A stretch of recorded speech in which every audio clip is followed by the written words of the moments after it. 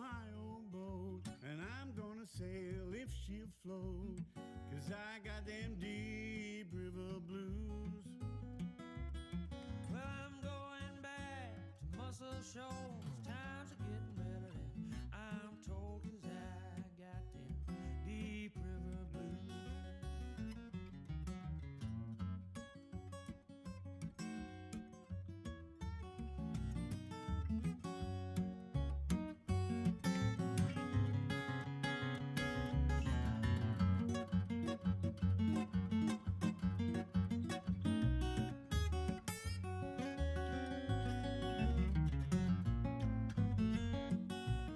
If my boat sinks with me, I'll go down, don't you see? 'Cause I got them deep river blues. Well, now I'm gonna say goodbye, and if I sink, just let me die, 'cause I got them deep river blues. Let it rain, let it pour, let it rain a whole lot more, 'cause I got them deep river blues.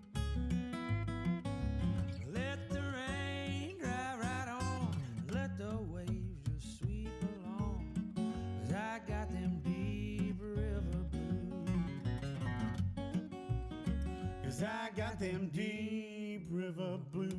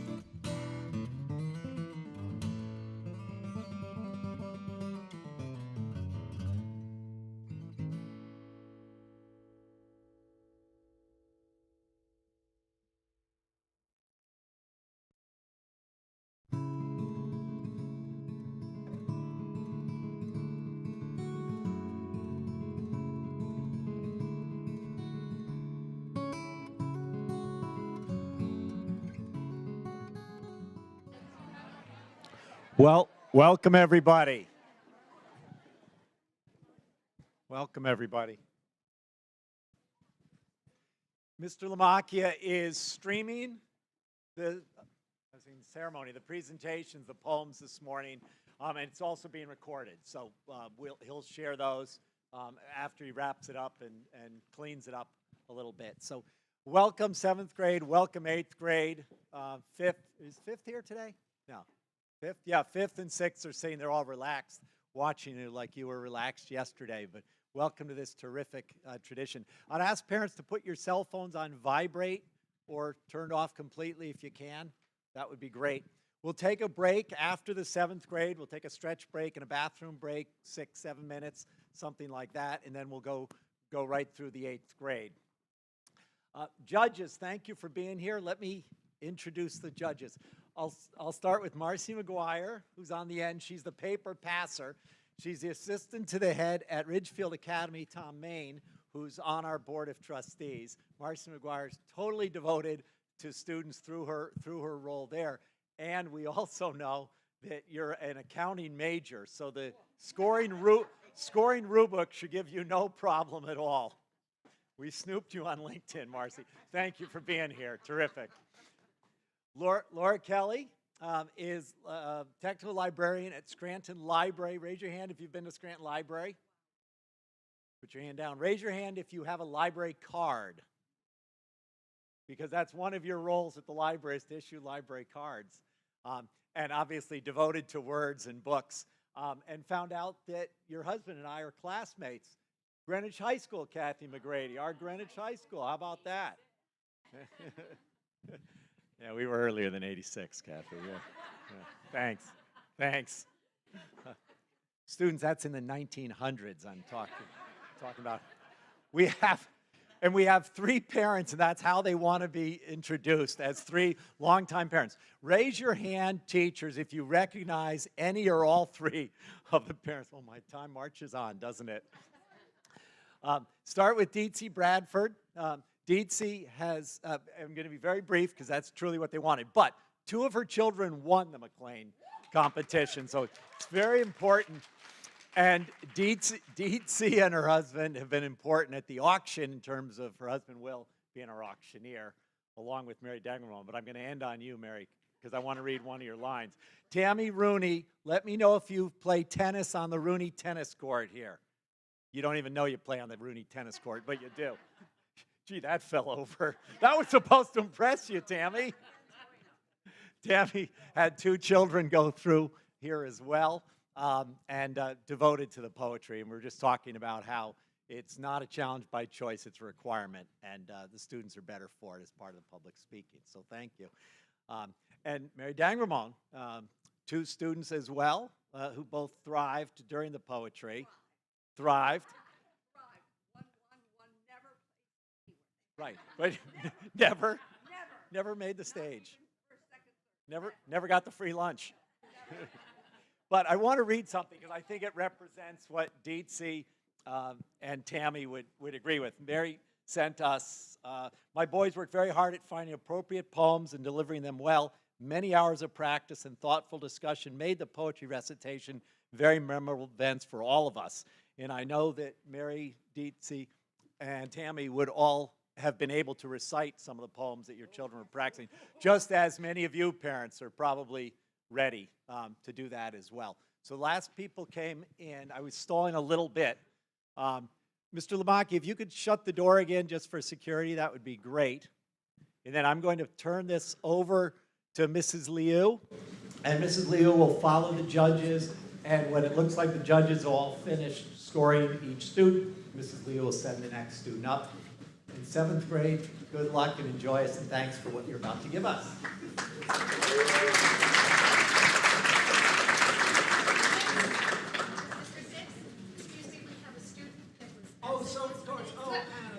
I'm so sorry. Sick yesterday, but rebounded for today. So Anna Gunderson, thank you. We'll applaud you up.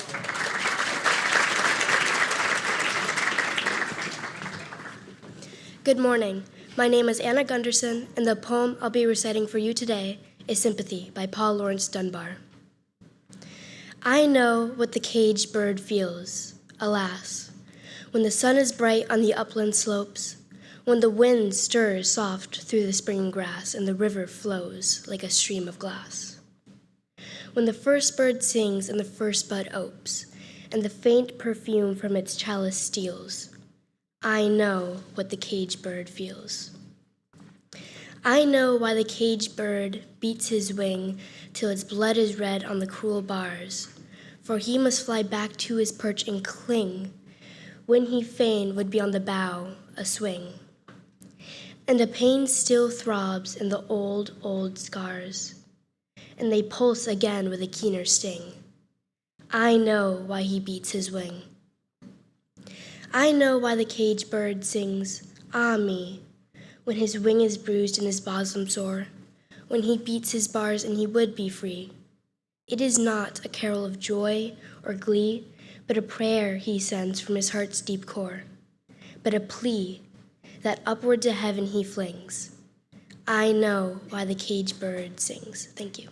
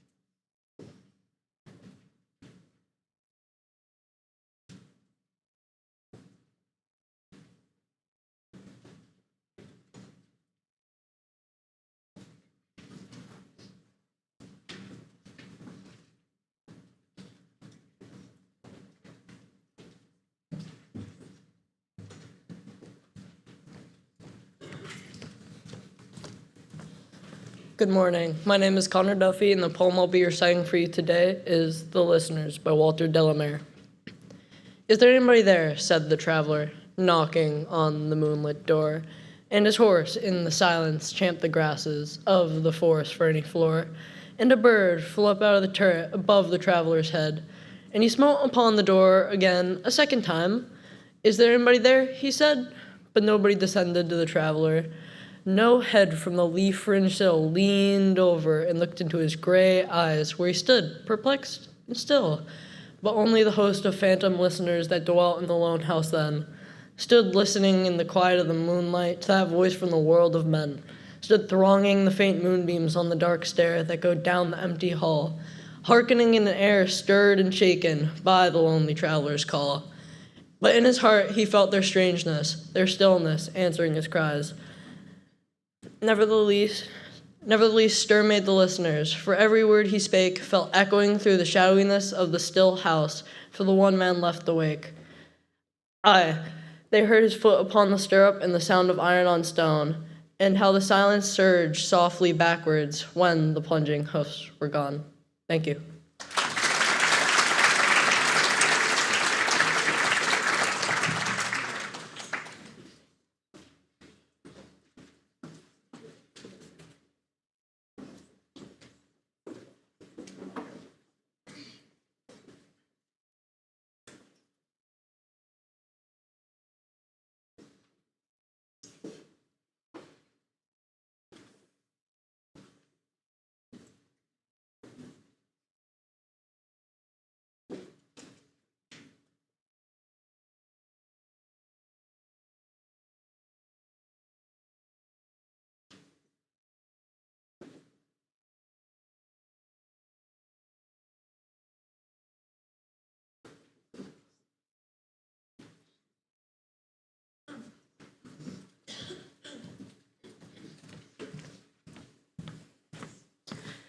Good morning. My name is Henrik Sharp, and the poem I will be reciting for you today is The Snowman by Wallace Stevens. One must have a mind of winter to regard the frost in the boughs of the pine trees crusted with snow, and to have been cold a long time to behold the junipers shagged with ice, the spruces rough in the distant glitter of the January sun, and not to think of any misery in the sound of the wind, in the sound of the few leaves, which is the sound of the land, full of that same wind that is blowing in the same bare place. For the listener who listens in the snow and nothing himself beholds, nothing that is not there, and the nothing that is. Thank you.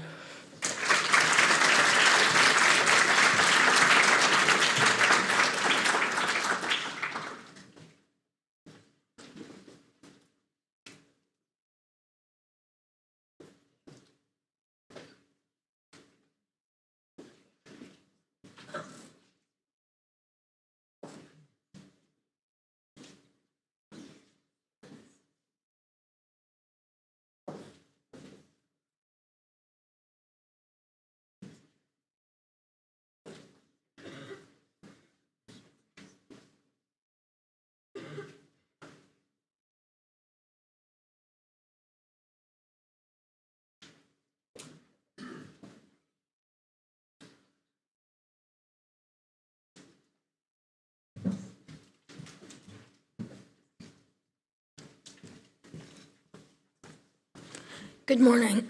My name is Gabe Johnson, and the poem I will be reciting for you today is The World is About to End and My Grandparents Are in Love by Kara Jackson. Still living, like they orbit one another, my grandfather the planet, and grandma his moon assigned. By some gravitational pull, they have loved long enough for a working man to retire. Grandma says she's not tired. She wears her husband like a coat that survives every season. Talks about him the way my parents talk about vinyl, the subject salvaged by a tint of their tongues. She returns her love like a hymn, marks it with a color. When the world ends, will it suck the earth of all its love? Will I go taking somebody's hand, my skin becoming their skin? The digital age is taking away our winters. And I'm afraid the sun is my soulmate. The waste waits for a wet kiss. Carbon calls me pretty, and I think death is a good first date. I hope when the world ends, it leaves them be. Spares Grandpa in his game, Grandma spinning corn into weight. The two of them reeling into Western theme songs.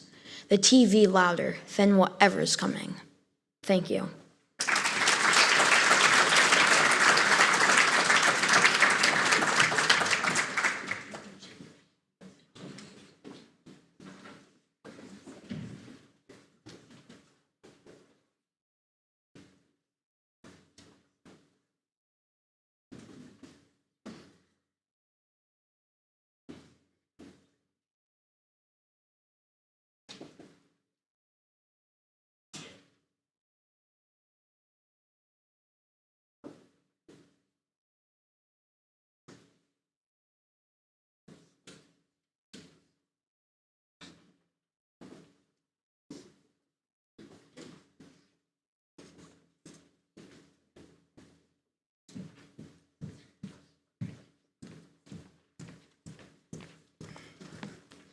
Good morning. My name is Emma Ferenczi, and the poem I will be reciting for you today is Moon by Kathleen Jamie. Last night, when the moon slipped into my attic room as an oblong of light, I sensed she'd come to commiserate. It was August. She traveled with a small valise of darkness, and the first few stars were turning to the northern sky. The bookcase, while other objects stirred, as in a rock pool of unexpected life. Strings of beads in their green bowl gleamed, a paper-crowded desk. The books, too, appeared inclined to open and confess. Being sure the moon harbored some intention, I waited, watched for an age her cool gaze shift, first towards the flower sketch pinned on the far wall, then glide down to recline across the pinewood floor before I had enough. Moon, I said, we're both scarred now. Are they quite beyond you, the simple words of love? Say them. You are not my mother. With my mother, I waited unto death. Thank you.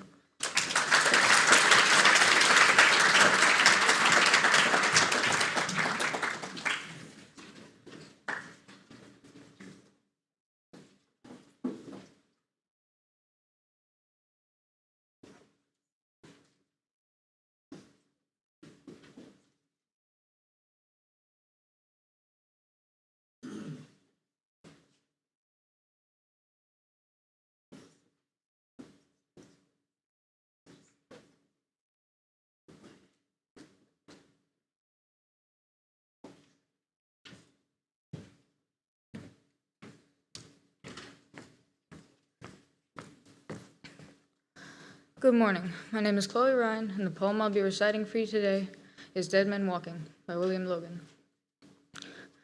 What did they desire, the dead who had returned? The sons who inherited their estates pretended not to know them.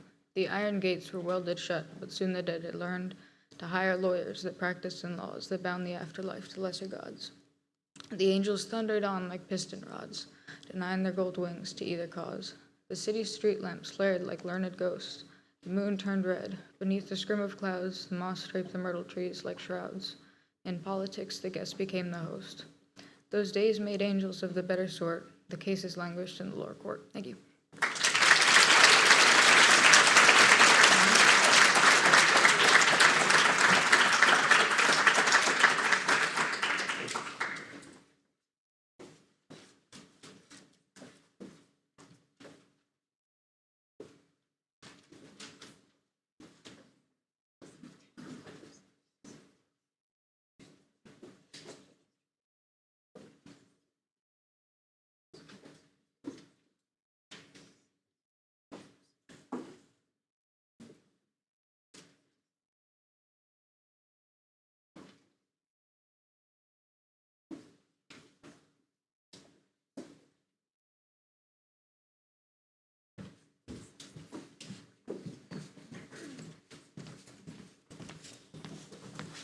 Good morning. My name is Nolan Beichner, and the poem I'll be reciting for you today is Here's an Ocean Tale by Kiowa Fagan Naples. My brother still bites his nails to the quick, but lately he's been allowing them to grow. So much hurt is forgotten with the horizon as backdrop. It comes down to simple math. The beach belongs to none of us, regardless of color or money. We all come to sit at the feet of the surf, watch waves, drag sand, and crush shells for hours. My brother's feet are coated in a sparkly powder that leaves a sticky residue when dry. He's 23, still unaware of his value. It is too easy, reader, for me to call him beautiful, standing against the sky in cherrywood skin and almond eyes in the sun. So instead, I tell him he's handsome. I remind him of a day when I brought him to the beach as a boy. He'd wandered, trailing a tortoise, a white man, pointing toward his hotel, all for a promised shark tooth.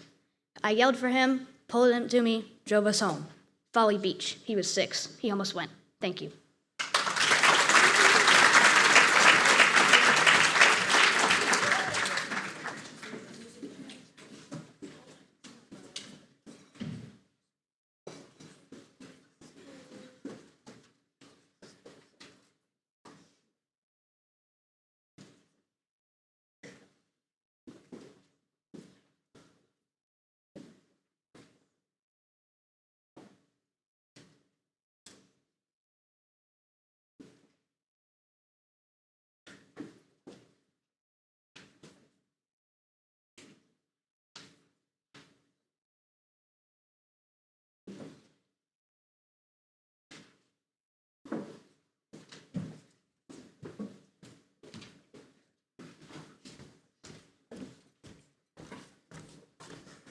Good morning. My name is Eloise Lafferty, and the poem I'll be reciting for you today is I Cannot Forget by Alexander Kimmel.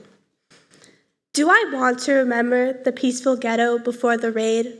Children shaking like leaves in the wind, mothers searching for a piece of bread, shadows on swollen legs moving with fear? No, I don't want to remember, but how can I forget? Do I want to remember this creation of hell? The shouts of the raiders enjoying the hunt, cries of wounded begging for life, faces of mothers carved with pain, hiding children dripping with fear.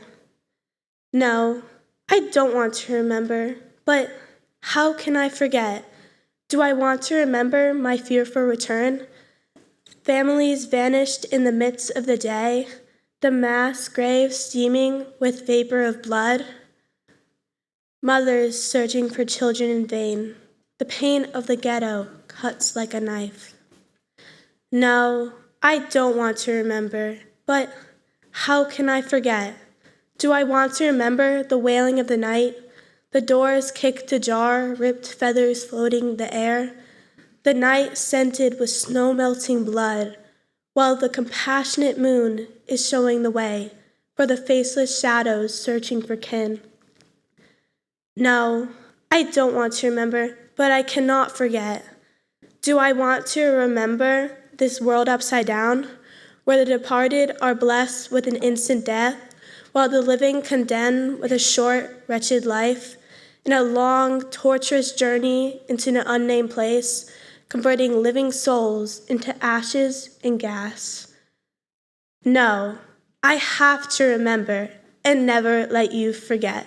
Thank you.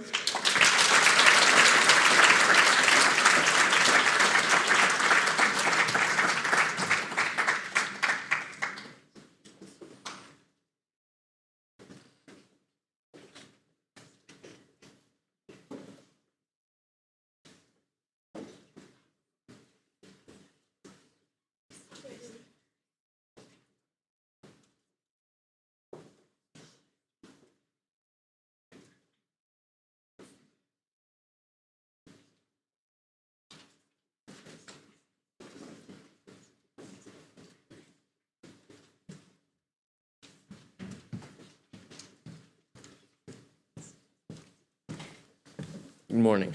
My name is Charlie Oganeski, and the poem I'll be reciting for you today is Lost in the Milky Way by Linda Hogan. Some of us are like trees that grow with a spiral grain, as if prepared for the path of the spirit's journey to the world of all souls. It is not an easy path. A dog stands at the opening constellation, past the great helping hand. The dog wants to know, did you ever harm an animal, hurt any creature? Did you ever take a life you didn't need? This is the first on your map. There is another my people made of the great beyond that lies farther away than this galaxy.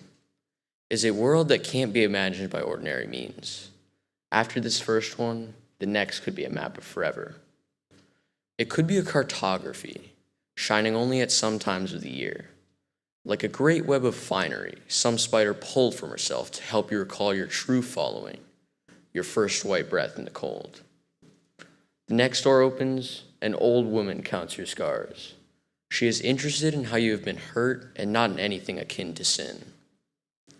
From between stars are the words we now refuse.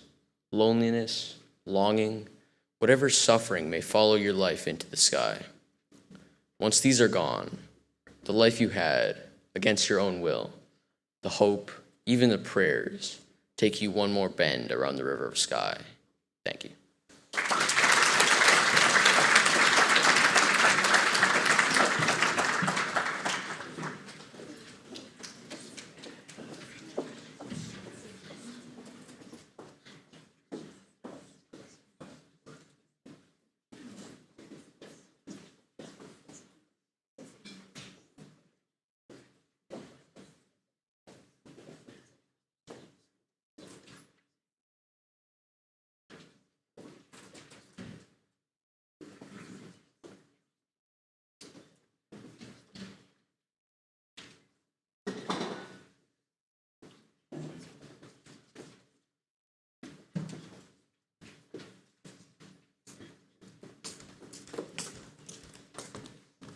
Good morning. My name is Lila Byrne, and the poem I'll be reciting for you today is Little Stones on My Window by Mario Benindetti. Once in a while, joy throws little stones at my window. It wants to let me know that it's waiting for me. But today, I'm calm.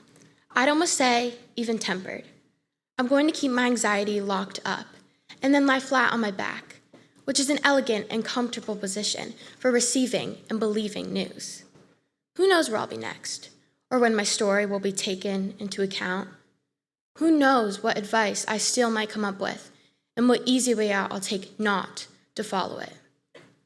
Don't worry, I won't gamble with eviction. I won't tattoo remembering with forgetting. There are many things left to say and suppress, and many grapes left to fill our mouths. Don't worry, I'm convinced. Joy doesn't need to throw any more little stones. I'm coming. I'm coming. Thank you.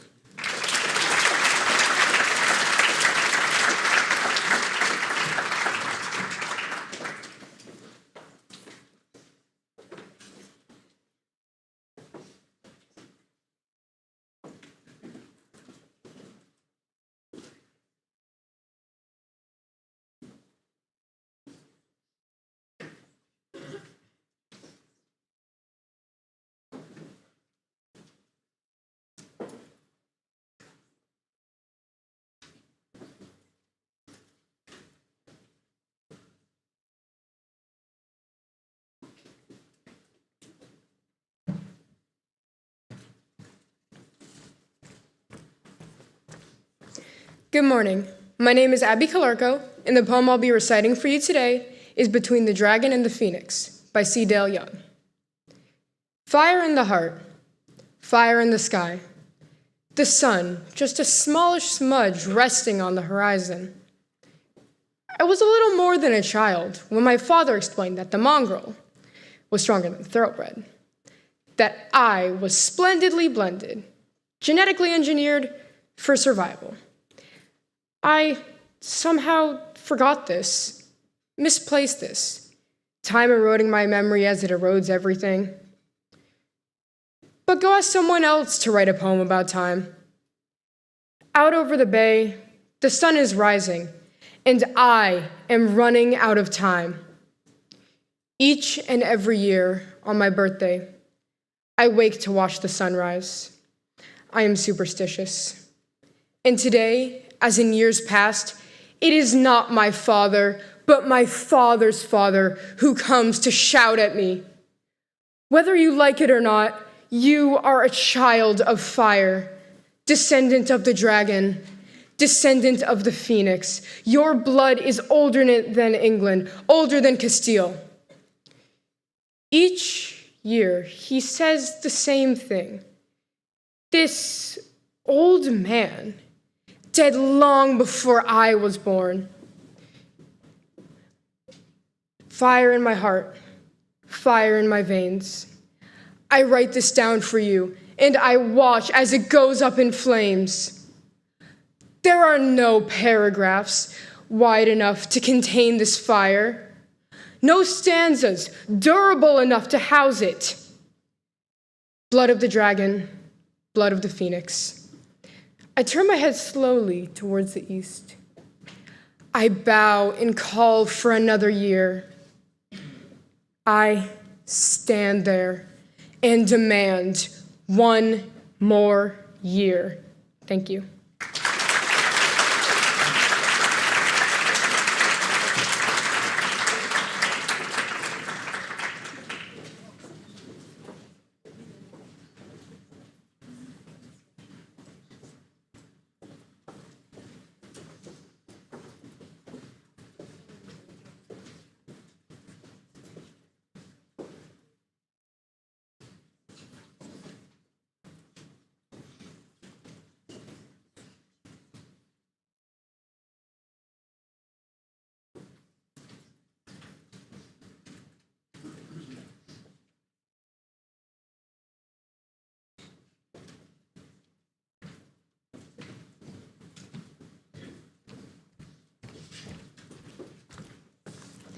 Good morning. My name is MacLane Hladky, and the poem I'll be reciting for you today is What I Would Like to Grow in My Garden by Catherine Regal. Peonies, heavy and pink as 80s bridesmaid dresses, and scented just the same. Sweet pea, because I like clashing smells, and the car I drove in college was named that, a pea green Datsun with a tendency to backfire. Sugar snap peas, which I might as well call a memory bite for how they taste like being 14 and still mourning the horse farm I had been uprooted from at 10. Also, sage, mint, and thyme, the clocks of summer, and watermelon, and blue lobelia. Lavender for the bees, and because I hate all fake lavender smells. Tomatoes, to cut and place on toasted bread for BLTs, with or without the B and the L. I'd like, too, to plant sweet alyssum that smells of honey and peace, and for it to bloom even when it's hot. And also, lilies, so I have something left to look at when the rabbits come. They always come, they are always hungry. And I think I am done protecting one sweet thing from another. Thank you.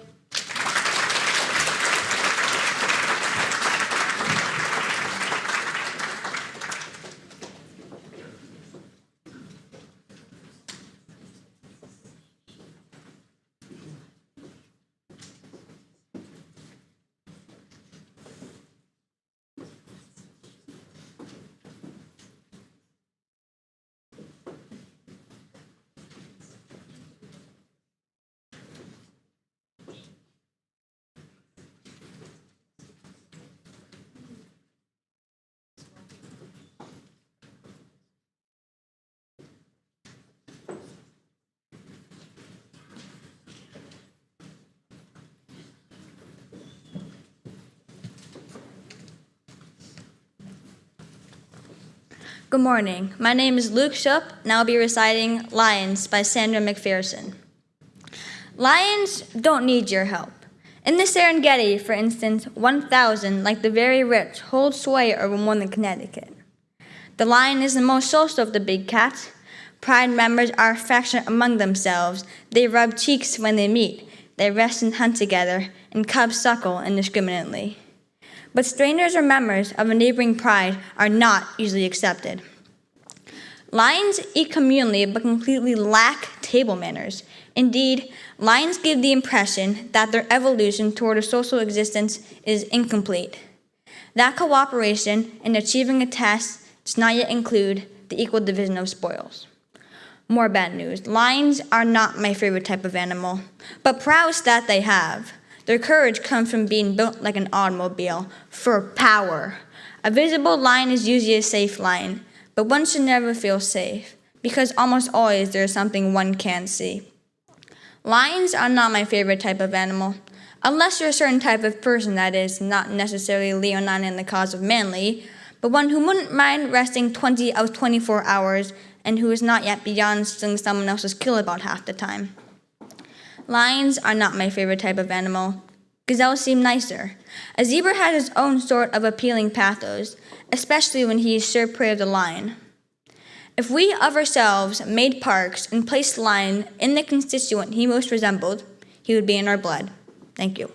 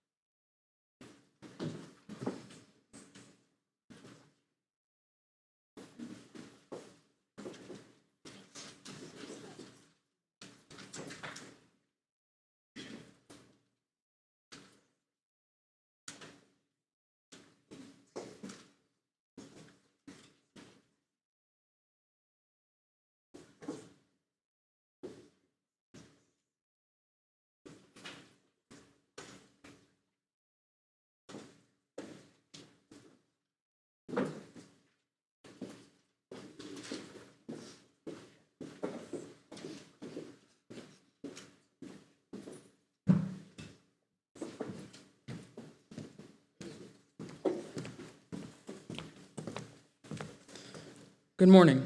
My name is Charlie Sinclair, and the poem I will be reciting for you today is Song of Myself, Section 35 by Walt Whitman. Would you hear of an old-time sea fight? Would you learn who won by the light of the moon and the stars? List to the yarn as my grandmother's father, the sailor, told it to me. Our foe was no skulk in his ship, I tell you, said he. His was the surly English pluck, and there is no tougher or truer, and never was, and never will be. Along the lower eve, he came horribly raking us. We closed with him, the yards entangled, the cannon touched. My captain lashed fast with his own hands.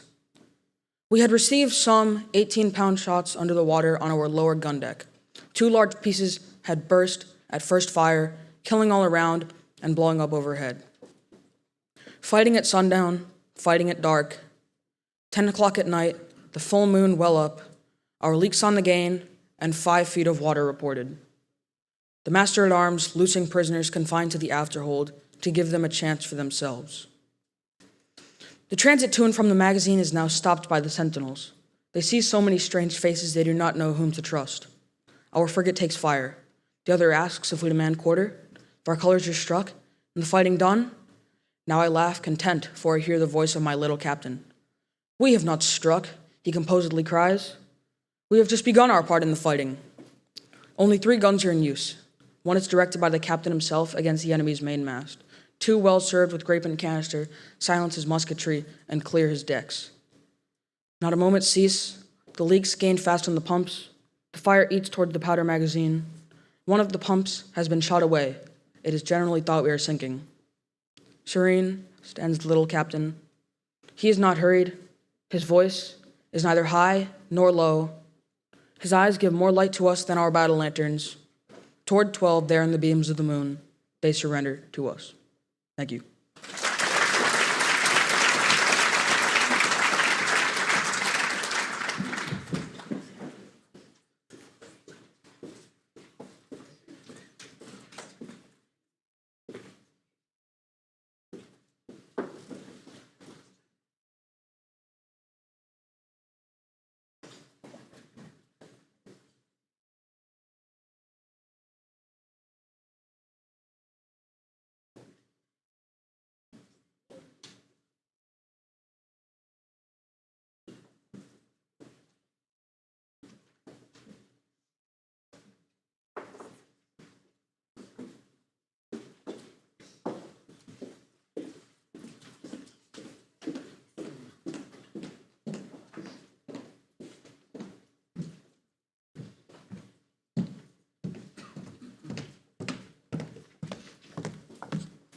Good morning. My name is Alex Duquez, and the poem I'll be reciting for you today is Dirge Without Music by Edna St. Vincent Millay. I am not resigned to the shutting away of loving hearts in the hard ground. So it is, and so it will be, for so it has been, time out of mind. Into the darkness they go, the wise and the lovely, crowned with lilies and with laurel they go. But I am not resigned. Lovers and thinkers, into the earth with you, be one with the dull, the indiscriminate dust. A fragment of what you felt, of what you knew. A formula, a phrase remains, but the best is lost. The answers quick and keen, the honest look, the laughter, the love, they are gone. They are gone to feed the roses. Elegant and curled is the blossom, fragrant is the blossom. I know, but I do not approve. More precious was the light in your eyes than all the roses in the world. Down, down, down, into the darkness of the grave. Gently they go, the beautiful, the tender, the kind. Quietly they go, the intelligent, the witty, the brave. I know, but I do not approve, and I am not resigned. Thank you.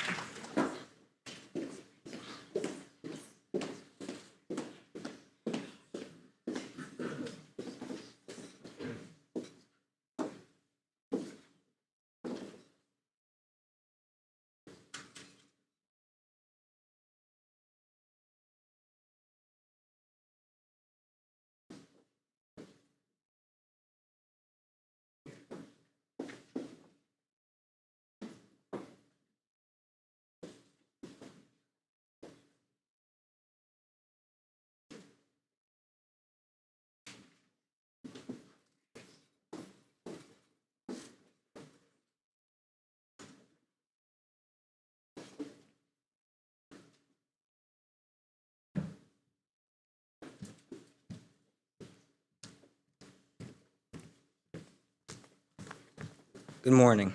My name is William Lawrence, and the poem I'll be reciting for you today is To Be of Use by Marge Piercy. The people I love the best jump into work head first, without dallying in the shallows, and swim off with sure strokes, almost out of sight. They seem to become natives of that element, the black, sleek heads of seals, bouncing like half-submerged balls.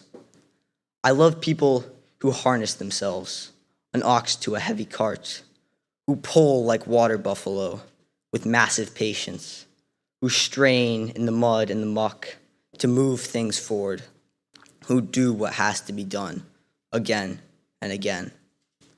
I want to be with people who submerge in the task, who go into the fields to harvest and work in a row and pass the bags along, who are not parlor generals and field deserters, but move in a common rhythm when the food must come in or the fire be put out.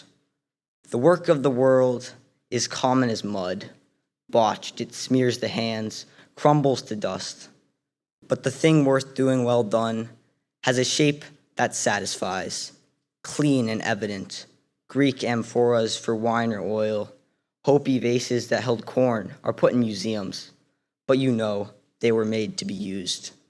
The pitcher cries for water to carry, and a person for work that is real. Thank you.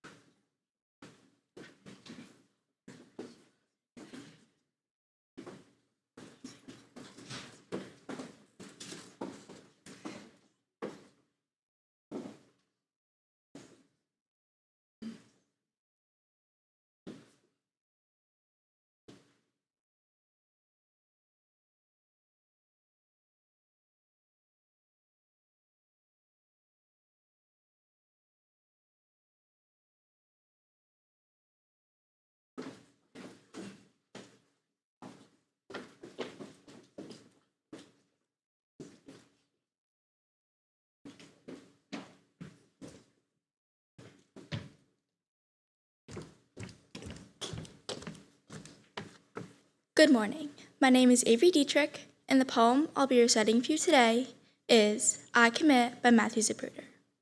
I commit to vote because I'm pretty sure I grab whatever I need from the world and place it in my mind, which is getting incrementally, like the commons, undeniably more toxic and sad.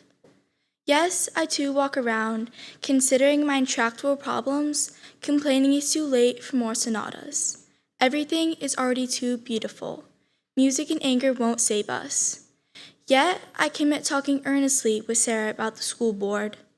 It will be night, and we will be sitting shoulder to shoulder at the old table we love, each holding a pencil. Like grade school children, left alone at last. Then, in the morning, before our sun wake, I commit to holding this tiny bit of quicksilver, quick in the sense of living, in its very molecule nature. It wants to usefully combine with yours.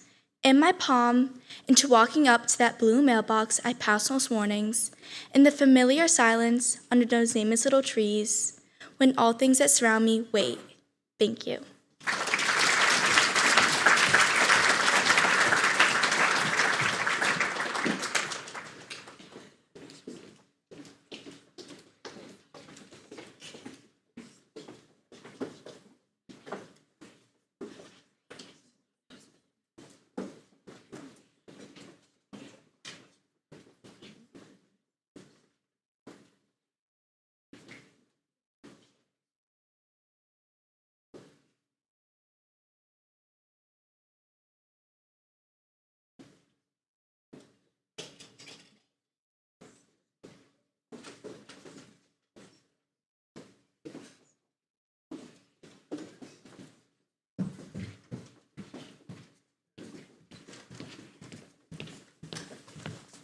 Good morning.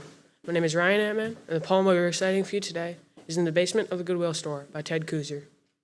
In musty light, in the thin brown air of damp carpets, doll heads and rust beneath long rows of sharp footfalls, like nails in a lid. An old man stands trying on glasses, lifting each pair from the box like a glittering fish, and holding it up to the light of a dirty bulb.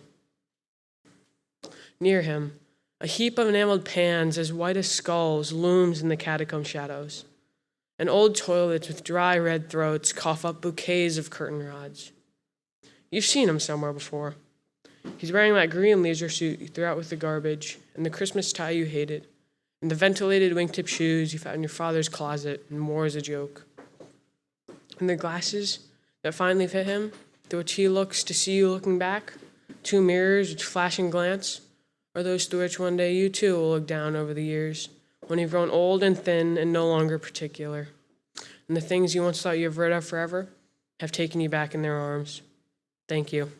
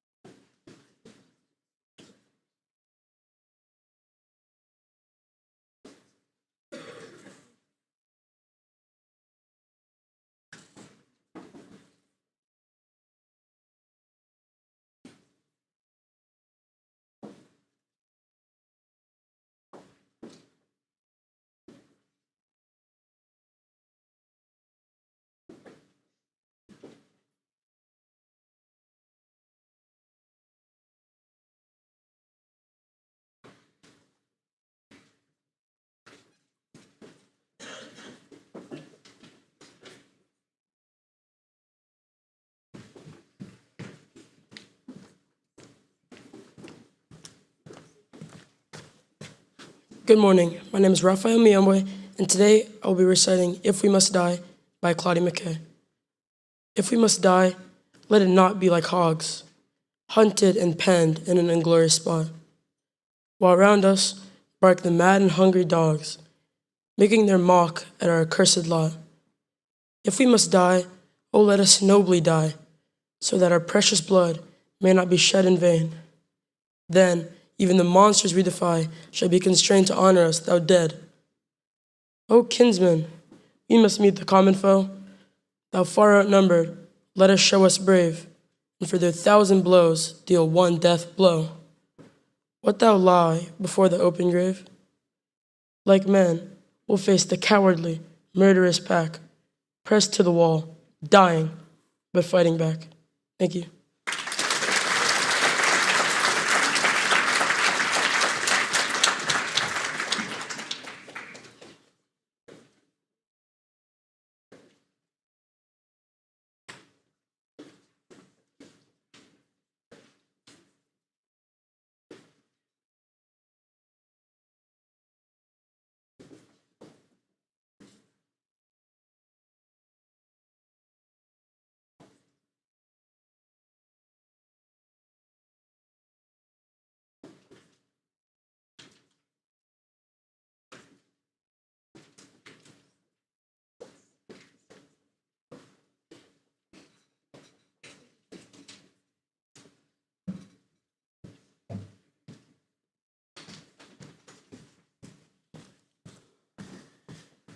Good morning.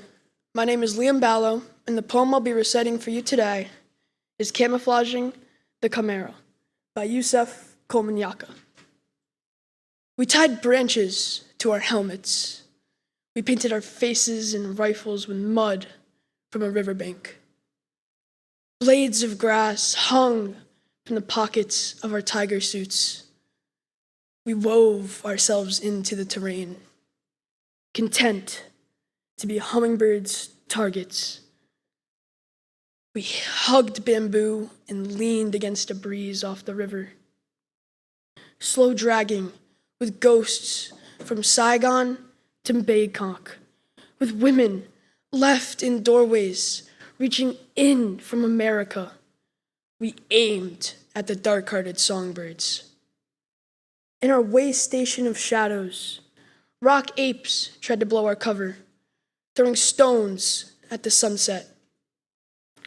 Chameleons crawled our spines, changing from day to night, green to gold, gold to black. But we waited till the moon touched metal, till something almost broke inside of us. VC struggled with the hillside, like black silk wrestling iron through grass. We weren't there. The river ran through our bones. Small animals took refuge against our bodies. We held our breath, ready to spring the L-shaped ambush, while the world revolved under each man's eyelid. Thank you.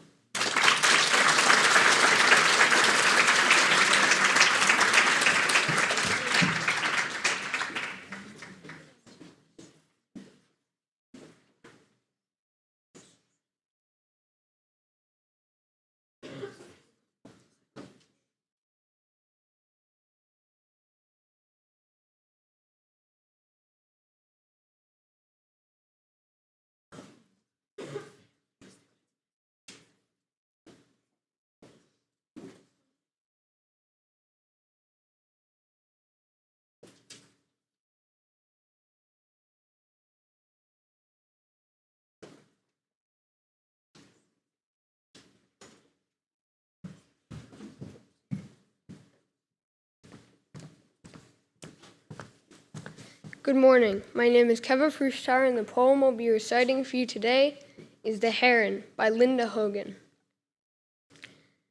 I am always watching the single heron at its place, alone at water, its open eye, one leg lifted or waiting without seeming to move. It is a mystery seen but never touched, until this morning, when I lift it from its side where it lays breathing.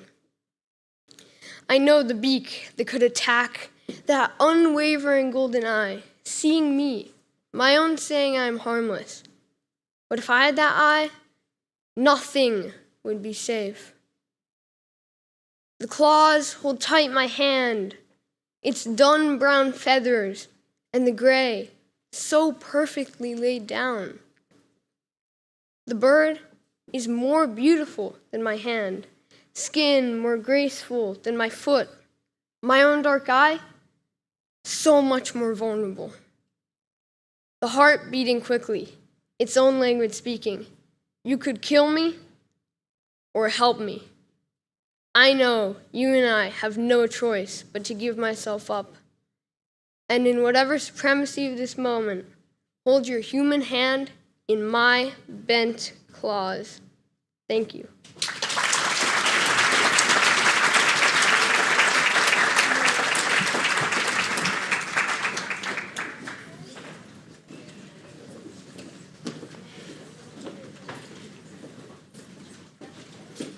First off, Anna Gunderson, thank you for kicking us off today.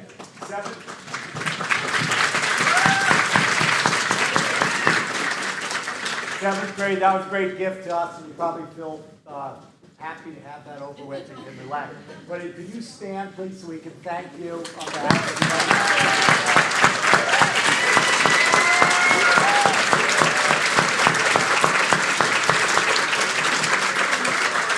And seventh grade parents, you're welcome to take pictures. We're going to take 6 to 8 minute break.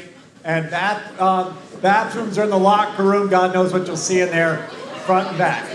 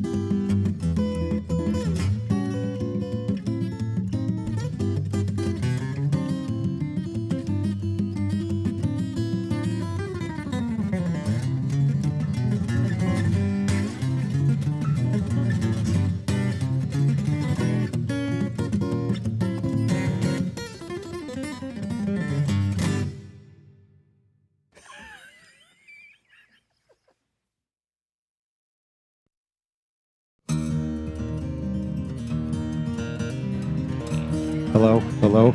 All right, everybody, come on back.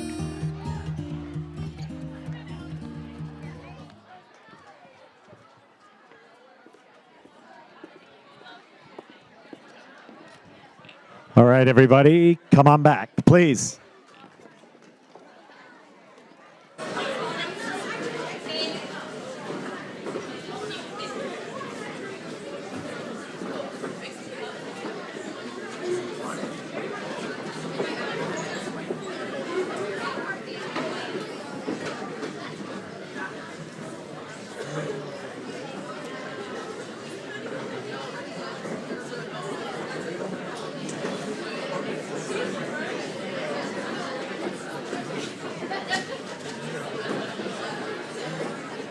All right.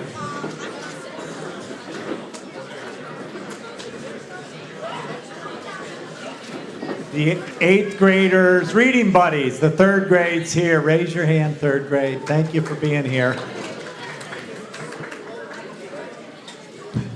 There was a problem, though, 6th grade, there was a problem with the videotape yesterday, so we need to start, and you all need to do your poems again. Right now. Just kidding. That was levity, 8th grade, to relax you a little bit. All right, dang, Ramon.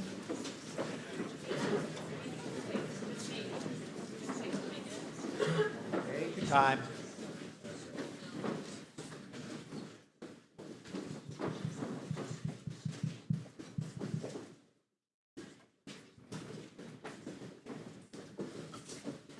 All right, 8th grade, thank you for about to give us. And Mr. McDonough and Mrs. Liu, they're all yours.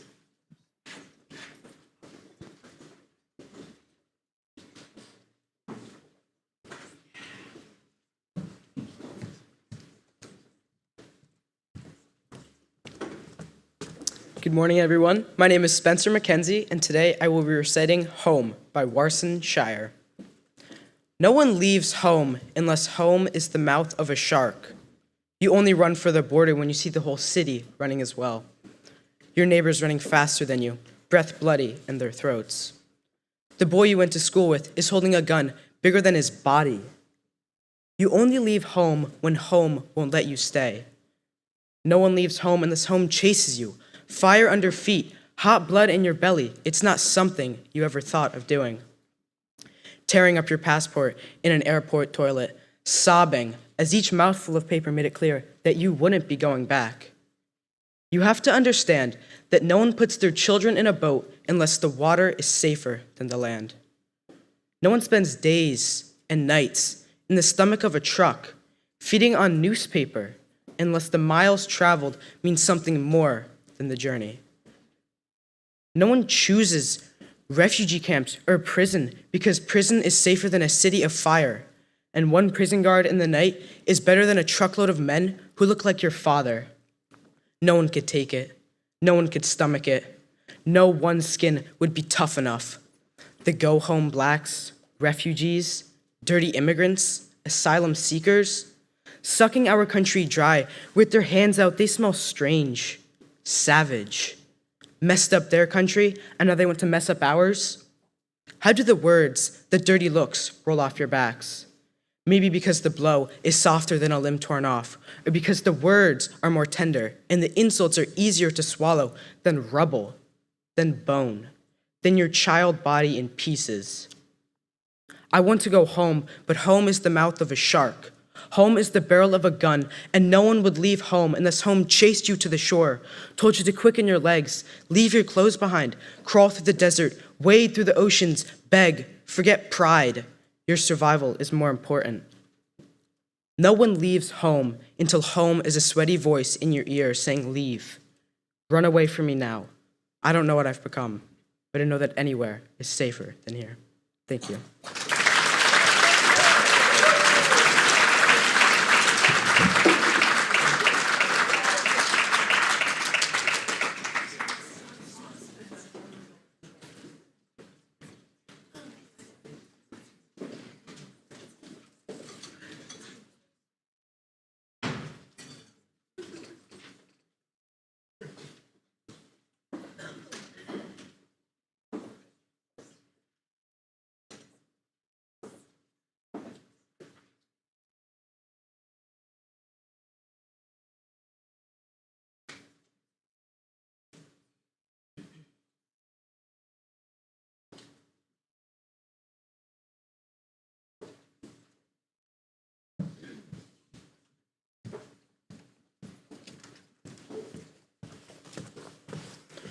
Good morning. My name is Austin Hallway, and the poem I will be reciting for you today is To Help the Monkey Cross the River by Thomas Lux, which he must cross by swimming for fruits and nuts.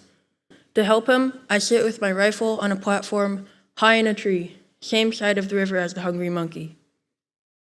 How does this assist him? When he swims for it, I look first upriver. Predators move faster with the current than against it.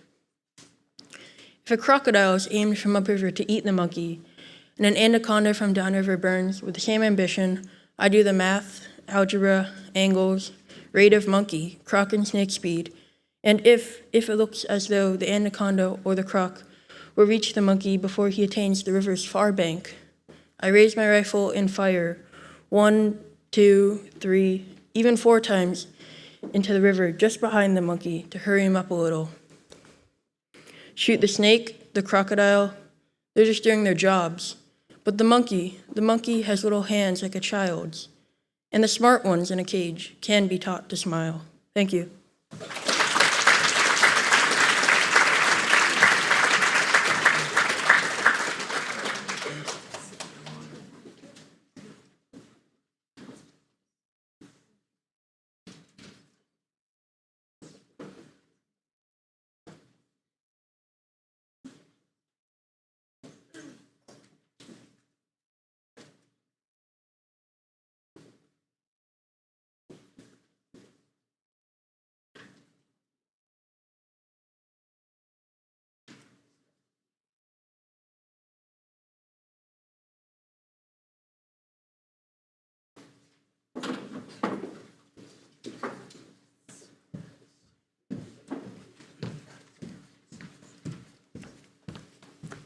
Good morning.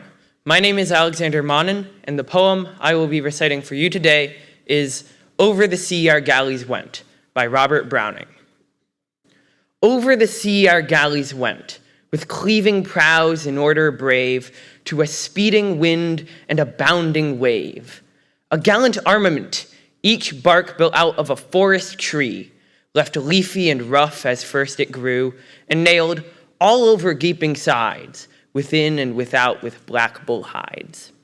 Seethed in fat and suppled in flame, to bear the playful billows' game. So each good ship was rude to see, rude and bare to the outward view.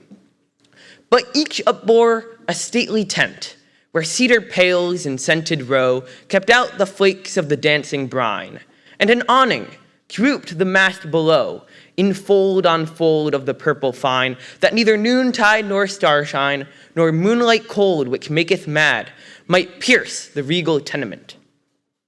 Now one morn land appeared, a speck, dim, trembling betwixt the sea and sky. Avoid it, cried our pilot. Check the shout, restrain the eager eye. But the heaving sea was black behind. For many a night and many a day, and land, though but a rock, drew nigh. So we broke the cedar pales away, let a purple awning flap in the wind, and a statue bright was on every deck. We shouted, every man of us, and steered right into the harbor thus, with pomp and paying glorious. We sat together on the beach. When lo, what shouts and merry songs, what laughter all the distance stirs, a loaded raft of happy throngs of gentle islanders. Our isles are just at hand, they cried. Oh, then we awoke with sudden start from our deep dream and knew, too late, how bare the rock, how desolate, which had received our precious freight. Yet we called out, depart, our gifts once given must here abide. Thank you.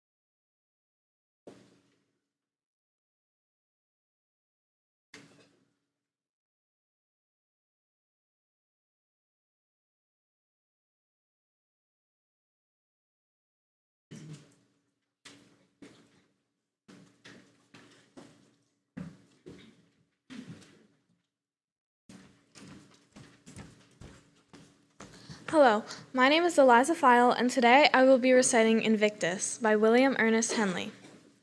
Out of the night that covers me, black as the pit from pole to pole, I thank whatever gods may be for my unconquerable soul.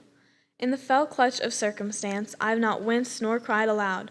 Under the bludgeonings of chance, my head is bloody, but unbowed. Beyond this place of wrath and tears looms but the horror of the shade, and yet the menace of the years finds and shall find me unafraid. It matters not how strait the gate, how charged with punishment the scroll. I am the master of my fate, I am the captain of my soul. Thank you.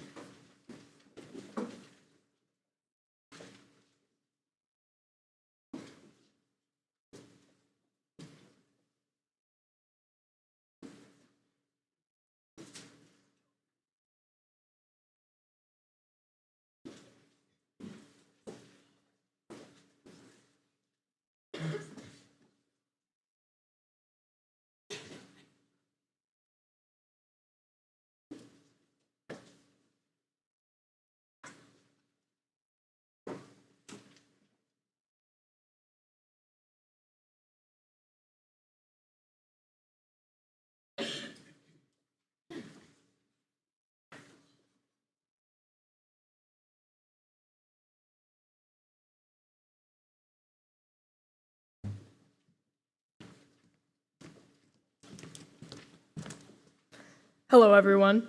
My name is Cole Nelson, and the poem that I will be reciting for you today is The Bridge by C. Dale Young. I love. Wouldn't we all like to start a poem with I love? I would. I mean, I love the fact that there are parallel lines in the word parallel. Love how words sometimes mirror what they mean. I love mirrors and that stupid tale about Narcissus, and I suppose there is some narcissism in that. You know, narcissism. What you remind me to avoid almost all the time, yeah, I love narcissism. I do. But what I really love is ice cream. Remember how I told you no amount of ice cream could survive a week in my freezer? You didn't believe me, did you? No, you didn't. But you know now how true that is. I love how you know that my Achilles heel is none other than ice cream, so chilly, so common, and I love fountain pens. I mean, I just love them. Cleaning them, filling them with ink fills me with a kind of joy, even if joy is so 1950. I know, no one talks about joy anymore. It is even more taboo than love. And so, of course, I love joy. I love the way joy sounds as it exits your mouth, you know, the word joy. How joyous is that? It makes me think of bubbles, chandeliers, dandelions. I love the way the mind runs that pathway from bubbles to dandelions. Yes, I love a lot. Right here, walking down this street, I love the way we make a bridge.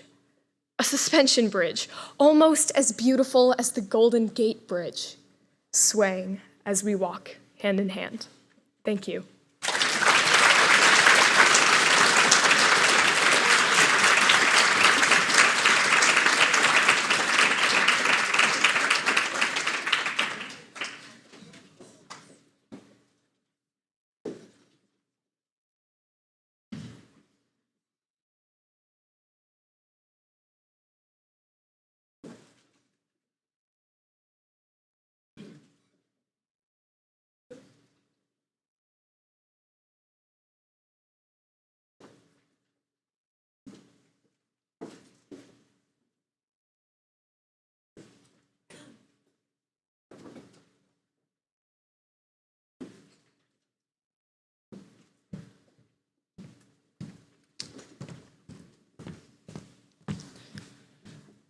Good morning.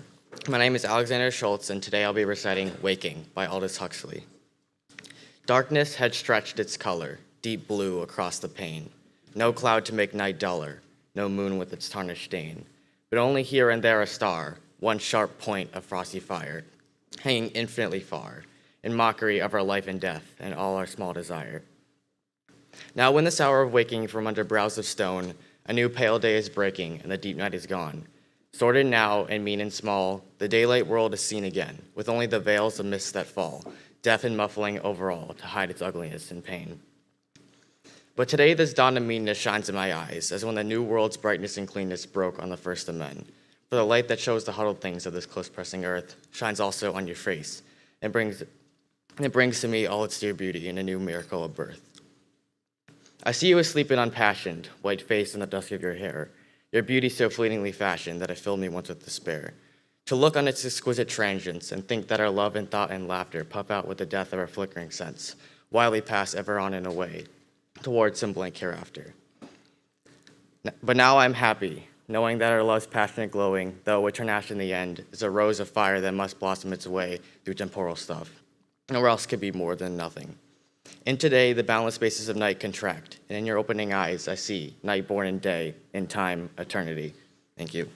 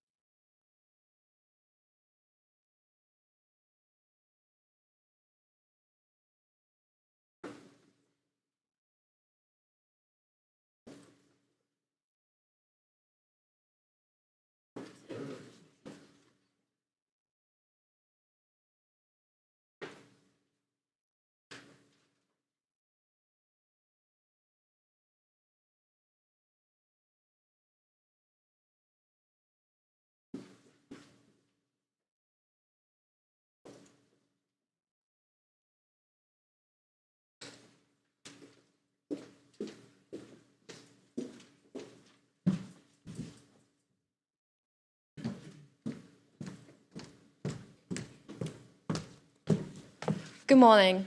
My name is Rosie Lee, and the poem I'll be reciting for you today is Defeat by Khalil Gibran. Defeat, my solitude and my aloofness, you're dearer to me than 1,000 triumphs, and sweeter to my heart than all world glory. Defeat, my self-knowledge and my defiance. Through you I know that I am yet young and swift of foot, and not to be trapped by withering laws. And in you, I have found aloneness and the joy of being shunned and scorned. Defeat, my shining sword and shield. In your eyes, I have read that to be enthroned is to be enslaved, and to be understood is to be leveled down, and to be grasped is but to reach one's fullness, and like a ripe fruit, to fall and be consumed. Defeat, my bold companion, you shall hear my songs and my cries and my silences, and none but you shall speak to me of the beating of wings and urging of seas, and of mountains that burn in the night. You alone shall climb my steep and rocky soul.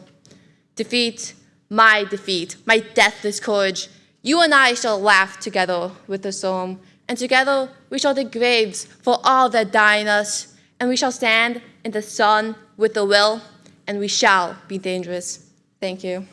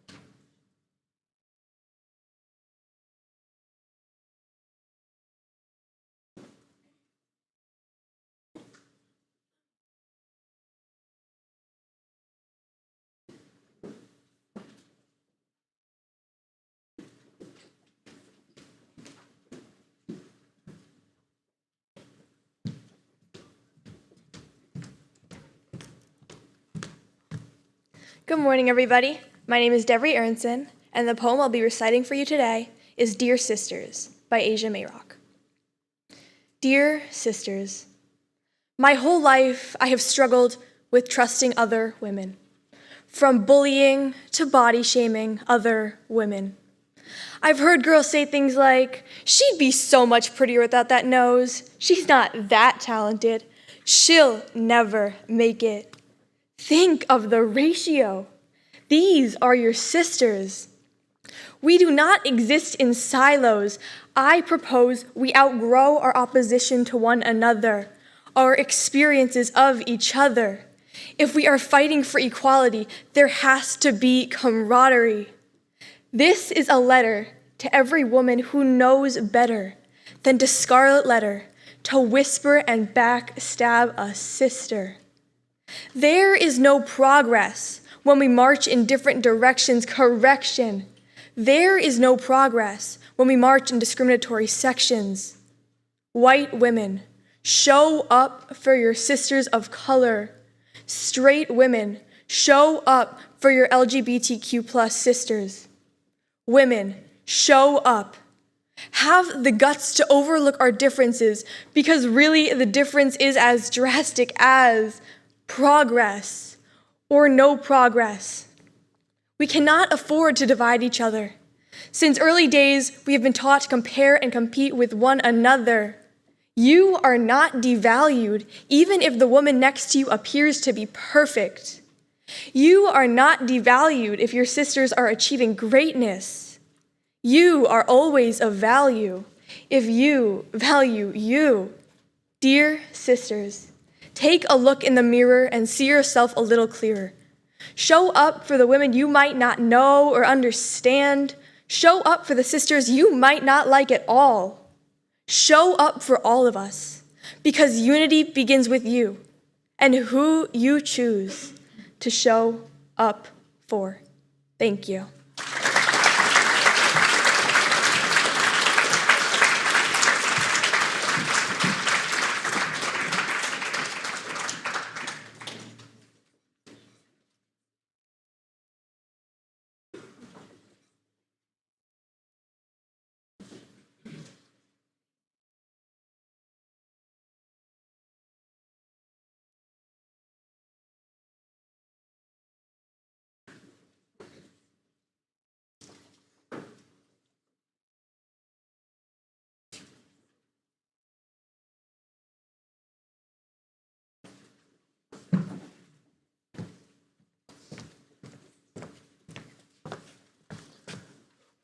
Good morning. My name is Liam Kane, and the poem I will be reciting for you is called Youth Calls to Age by Dylan Thomas.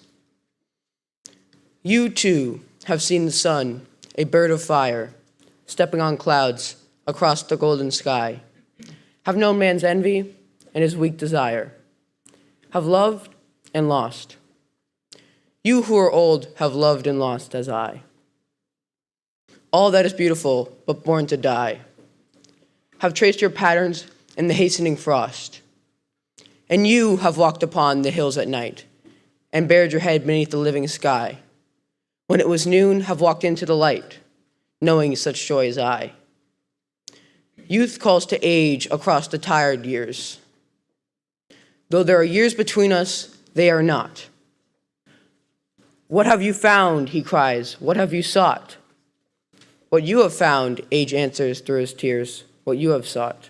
Thank you.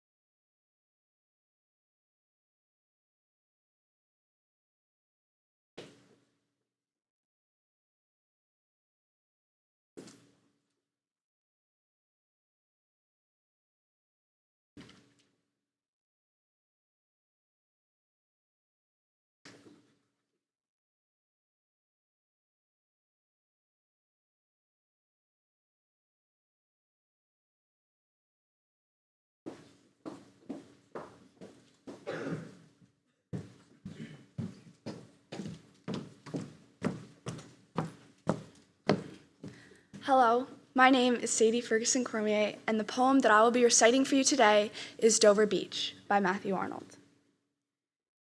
The sea is calm tonight. The tide is full. The moon lies fair upon the straits.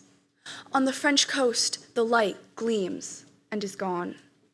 The cliffs of England stand, glimmering and vast, out in the tranquil bay. Come to the window, sweet is the night air. Only from the long line of spray where the sea meets the moon-blanched land, listen. You hear the grating roar of pebbles which the waves draw back and fling at their return up the high strand, begin and cease. And then again begin, with tremulous cadence slow, and bring the eternal note of sadness in. Sophocles long ago heard it on the Aegean, and it brought into his mind the turbid ebb and flow of human misery. We find also in the sound a thought, hearing it by this distant northern sea. The sea of faith was once too at the full, and round earth's shore gleamed like the folds of a bright girdle furled. But now I only hear its melancholy, long withdrawing roar, retreating to the breath of the night wind, down the vast edges drear and naked shingles of the world. Ah, love, let us be true to one another, for the world, which seems to lie before us like a land of dreams, so various, so beautiful, so new, hath really neither joy, nor love, nor light, nor certitude, nor peace, nor help for pain, and we are here as on a darkling plain, swept with confused alarms of struggle and flight, where ignorant armies clash by night. Thank you.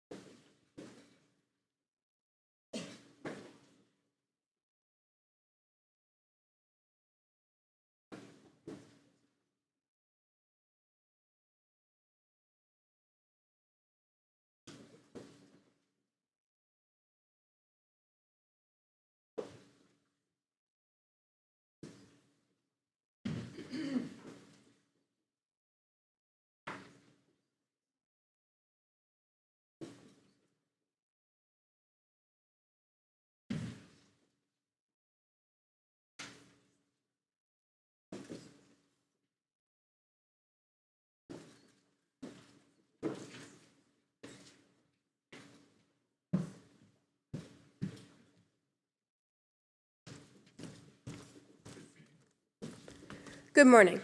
My name is Emily Duza, and the poem that I will be reciting for you today is Sunrise by Mary Oliver.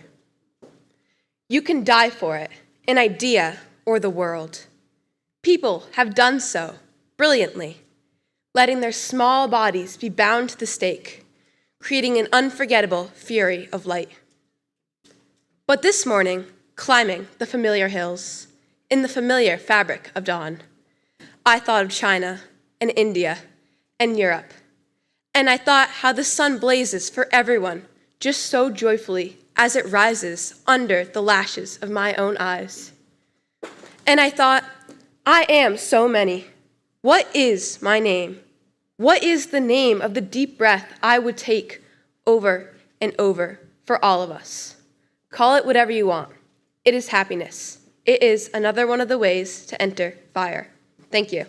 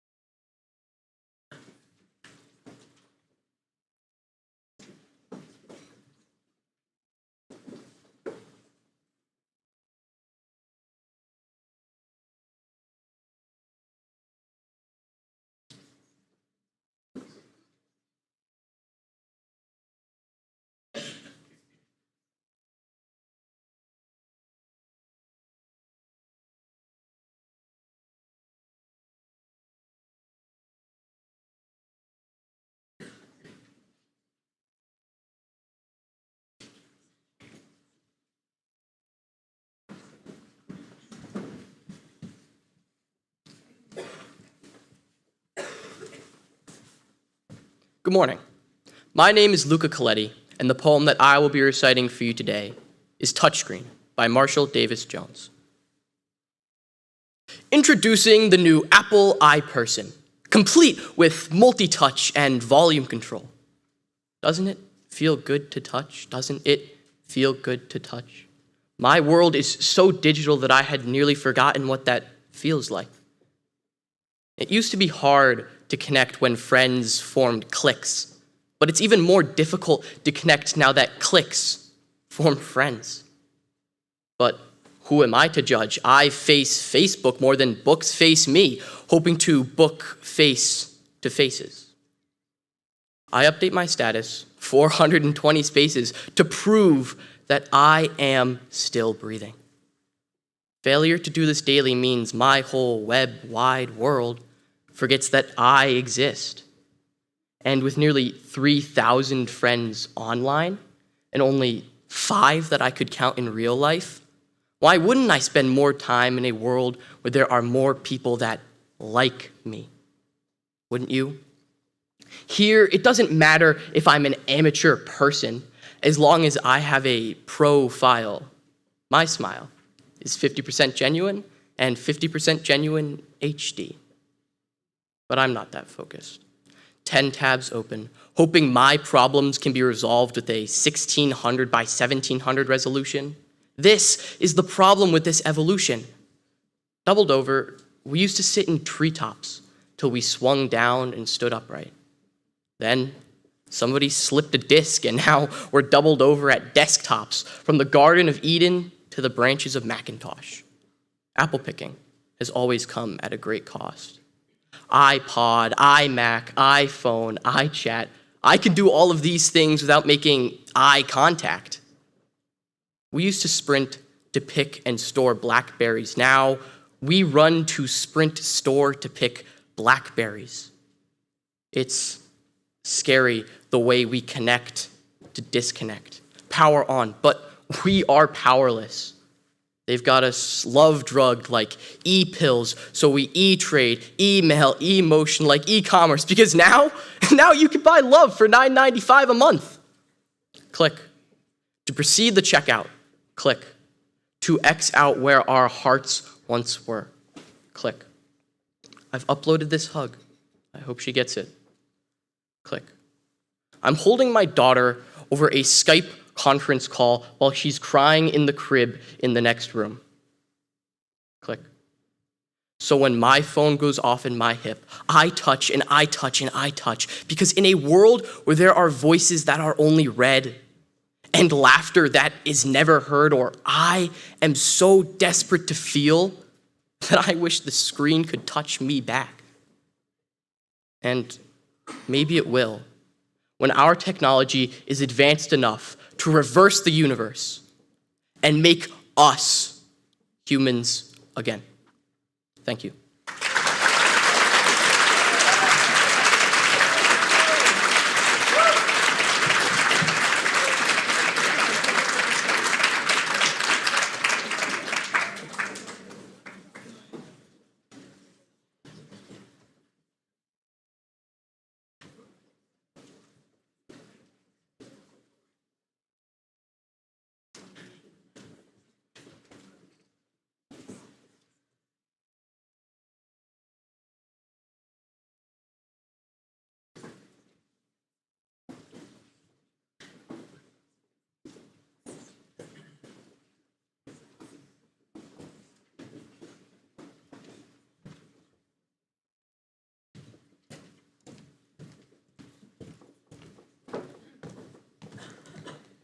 Good morning, my name is Nita Shirvata, and today I will be reciting The Sun by Mary Oliver.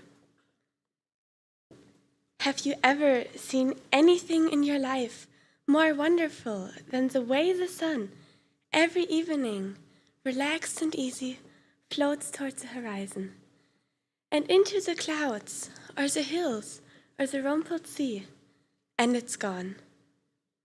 And how it slides again, out of the blackness, every morning, on the other side of the world, like a red flower streaming upwards on its heavenly oils. Say, on a morning in early summer, at its perfect imperial distance, and have you ever felt for anything such wild love? Do you think there is anywhere, in any language, a word billowing enough for the pleasure that fills you as the sun reaches out, as it warms you, as you stand there empty-handed? Or have you too turned from this world? Have you too gone crazy for power, for things? Thank you.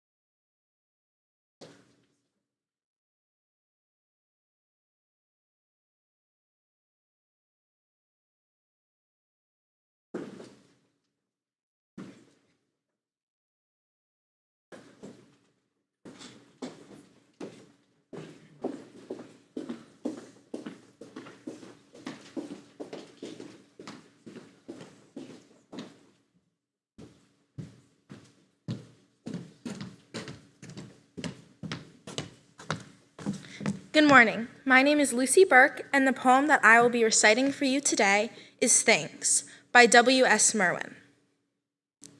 Listen, with the night falling, we are saying thank you. We are stopping on the bridges to bow from the railings.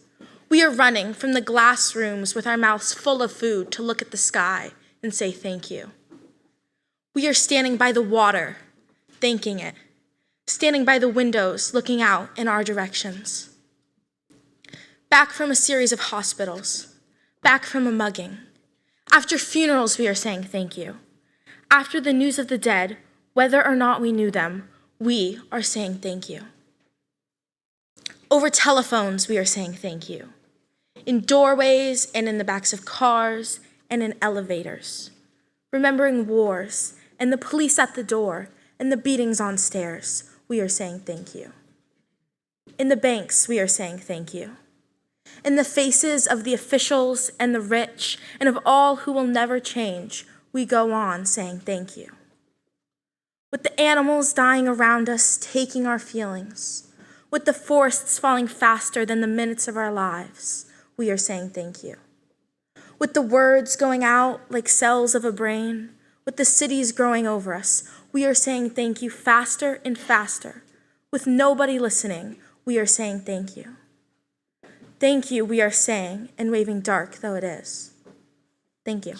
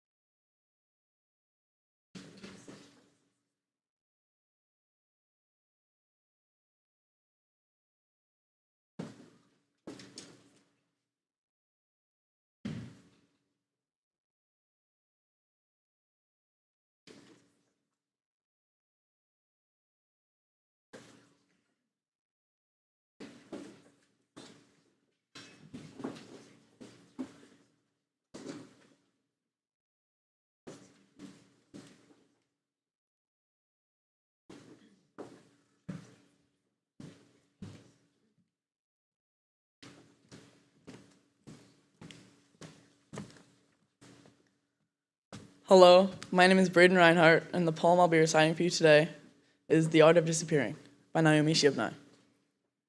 When they say, "Don't I know you?" say no. When they invite you to the party, remember what parties are like before answering. Someone is telling you in a loud voice they once wrote a poem. Greasy sausage balls on a paper plate? Then reply. If they say, we should get together, say, why?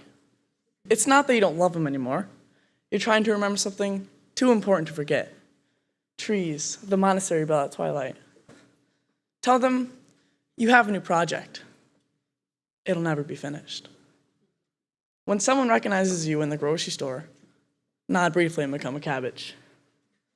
When someone you haven't seen in 10 years appears at the door, don't start singing him all in your songs. You'll never catch up. Walk around feeling like a leaf. Know you could tumble any second. Then decide what to do with your time. Thank you.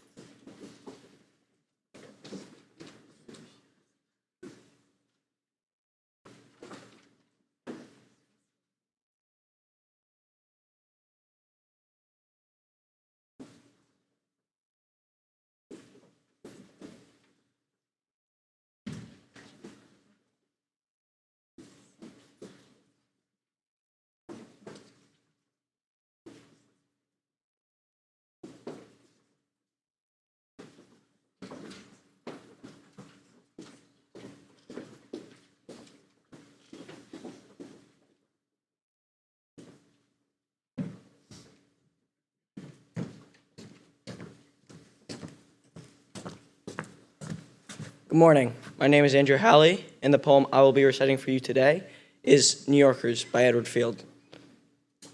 Everywhere else in the country, if someone asks you, how are you? You're required to answer like a phrase in a book. Fine. And you?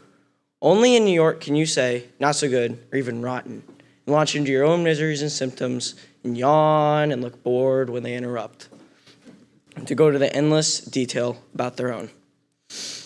Nodding mechanically, you look at your watch. Look, darling, I've got to run. I'm late for my, analyst, but definitely get together soon.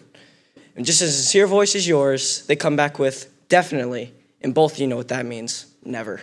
Thank you.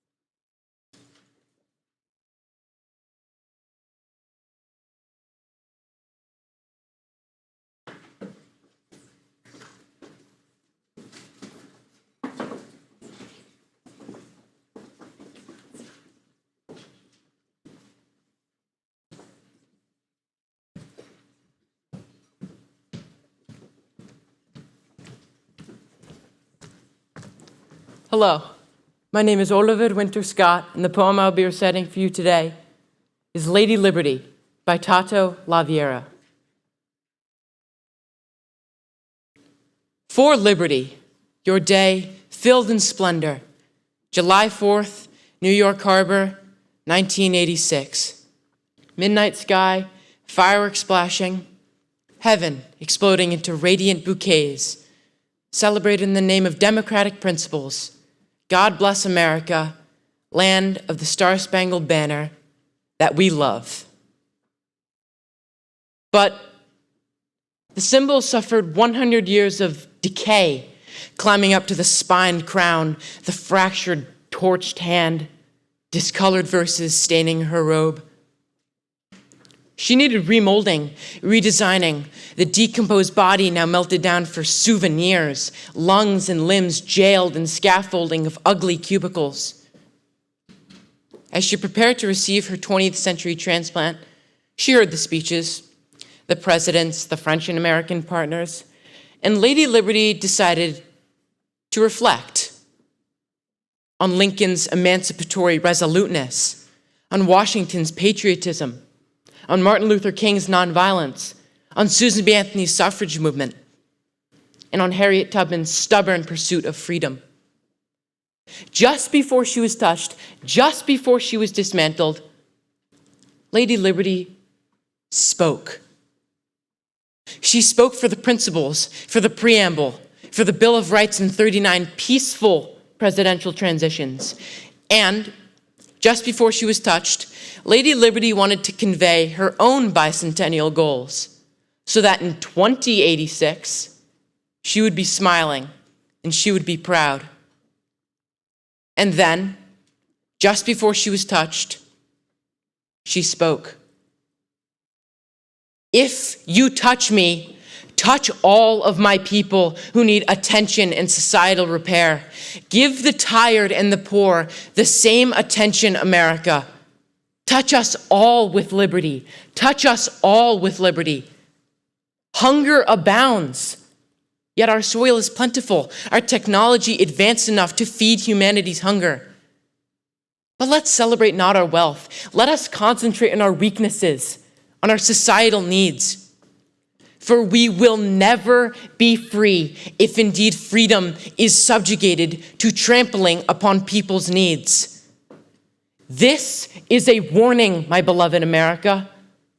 So touch me, and in touching me, touch all our people. Do not single me out. Touch all our people. Touch all our people.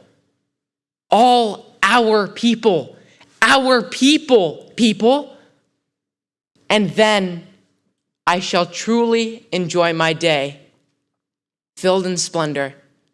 July 4th, New York Harbor, 1986.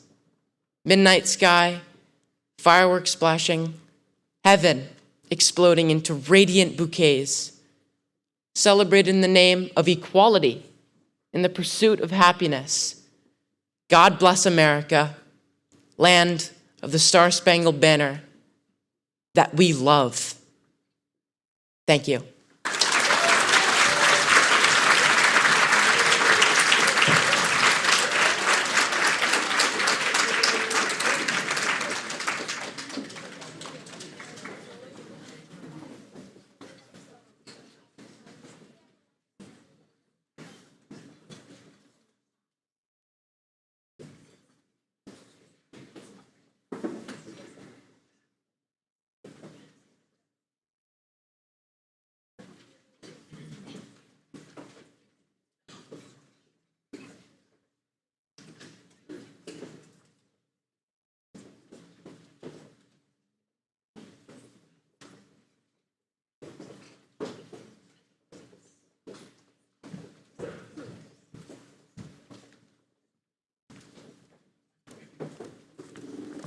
Good morning.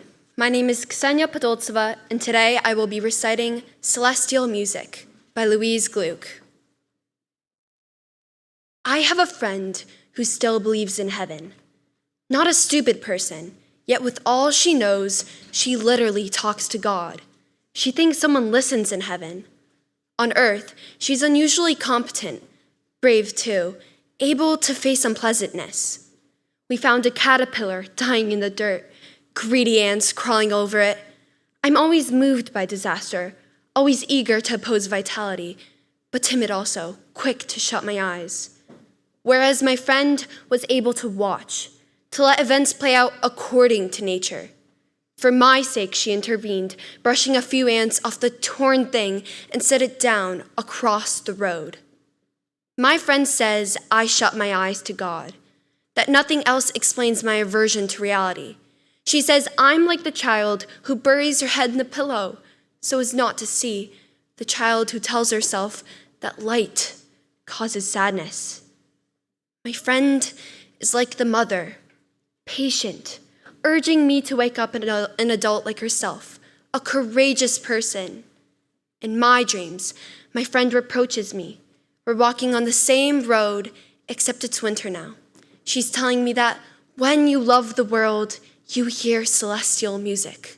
Look up, she says. When I look up, nothing. Only clouds, snow, a white business in the trees, like brides leaping to a great height. Then I'm afraid for her. I see her caught in a net deliberately cast over the earth. In reality, we sit by the side of the road, watching the sun set. From time to time, the silence pierced by a bird call. It's this moment we're trying to explain, the fact that we're at ease with death, with solitude. My friend draws a circle in the dirt. Inside, the caterpillar doesn't move. She's always trying to make something whole, something beautiful, an image capable of life apart from her. We're very quiet. It's peaceful sitting here, not speaking. The composition fixed, the road turning suddenly dark, the air going cool, here and there the rocks shining and glittering. It's this stillness we both love. The love of form is a love of endings. Thank you.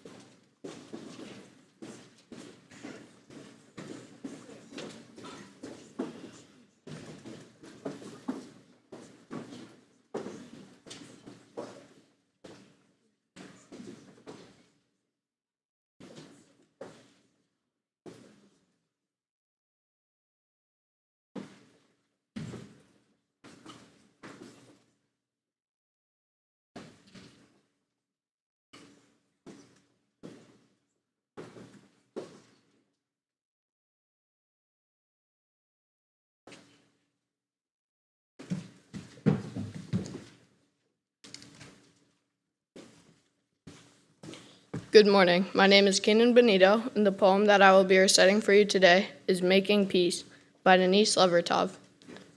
A voice from the dark called out, "The poets must give us imagination of peace to oust the intense, familiar imagination of disaster. Peace, not only the absence of war. But peace, like a poem, is not there ahead of itself, can't be imagined before it is made, can't be known except in the words of its making, grammar of justice, syntax of mutual aid. A feeling towards it is all we have before we begin to utter its metaphors, learning them as we speak. A line of our lives restructured, our reaffirmation of profit and power, questioned our needs, allowed long pauses. A cadence of peace might balance its weight on that different fulcrum, an energy field more intense than war.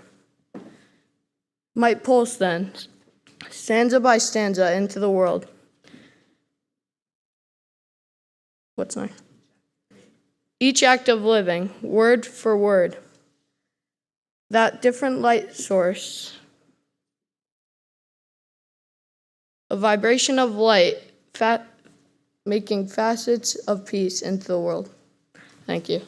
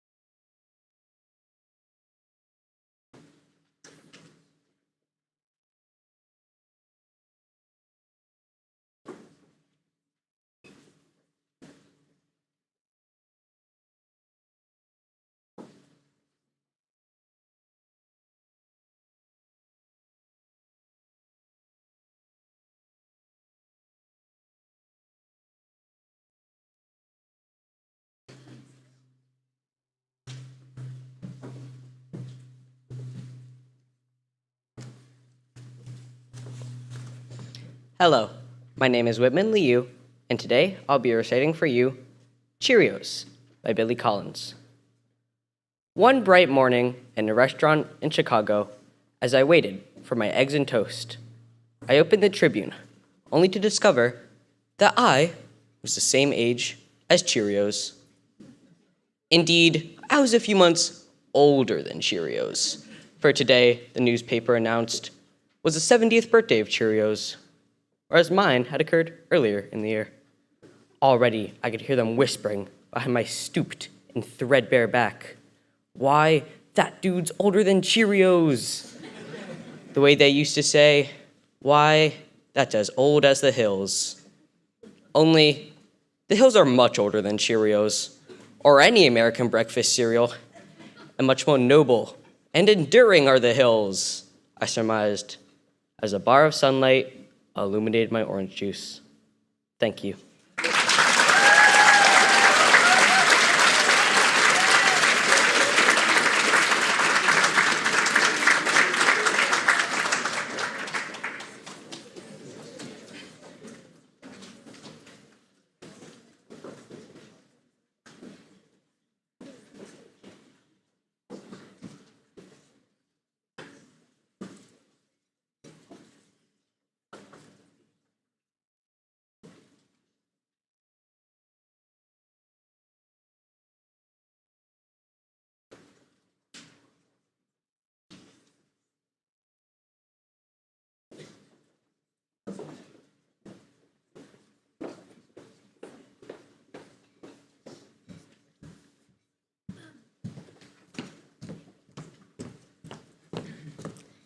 Good morning. My name is Maisie Byrne, and the poem I will be reciting for you today is Still I Rise by Maya Angelou.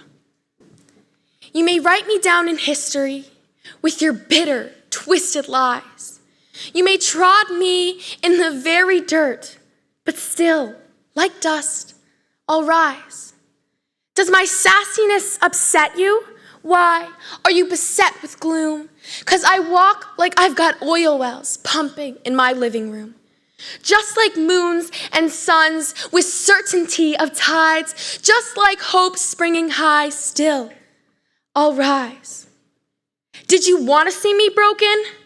Bowed head and lowered eyes, shoulders falling down like teardrops, weakened by my soulful cries. Does my haughtiness offend you? Don't you take it awful hard, 'cause I laugh like I've got gold mines digging in my own backyard. You may shoot me with your words, you may cut me with your eyes, you may kill me with your hatefulness, but still, like air, I'll rise. Out of the huts of history's shame, I rise. Up from a path that's rooted in pain, I rise. I'm like a black ocean that's leaping and wide, welling and swelling, I bear in the tide. Leaving behind nights of terror and fear, I rise. Into a daybreak that's wondrously clear, I rise. Bringing the gifts that my ancestors gave, I'm the dream and the hope of the slave. I rise, I rise, I rise. Thank you.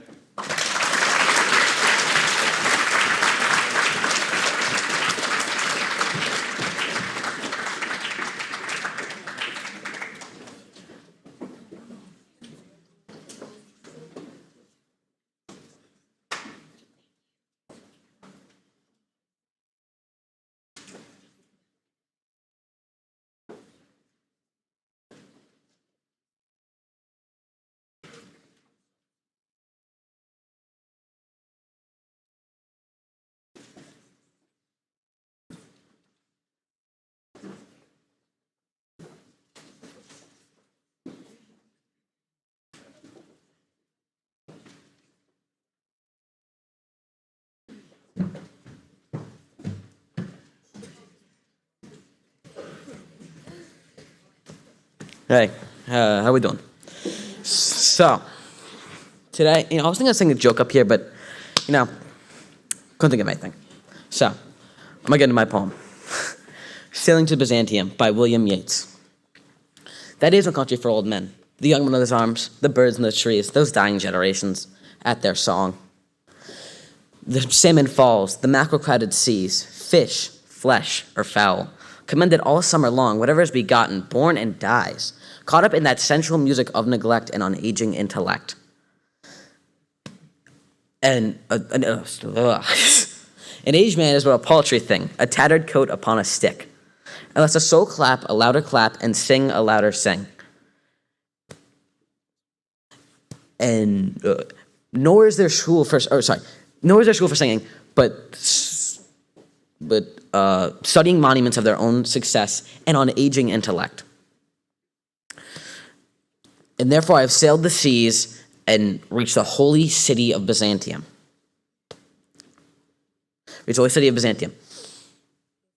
O sages of God's holy fire, burn in a gyre, be the singing masters of my soul. Be the singing masters of my soul, and fasten me to a dying animal, fasten me to a dying animal that knows not where it is. And gather me up into an artifice of eternity. Once I leave my bodily form, I shall not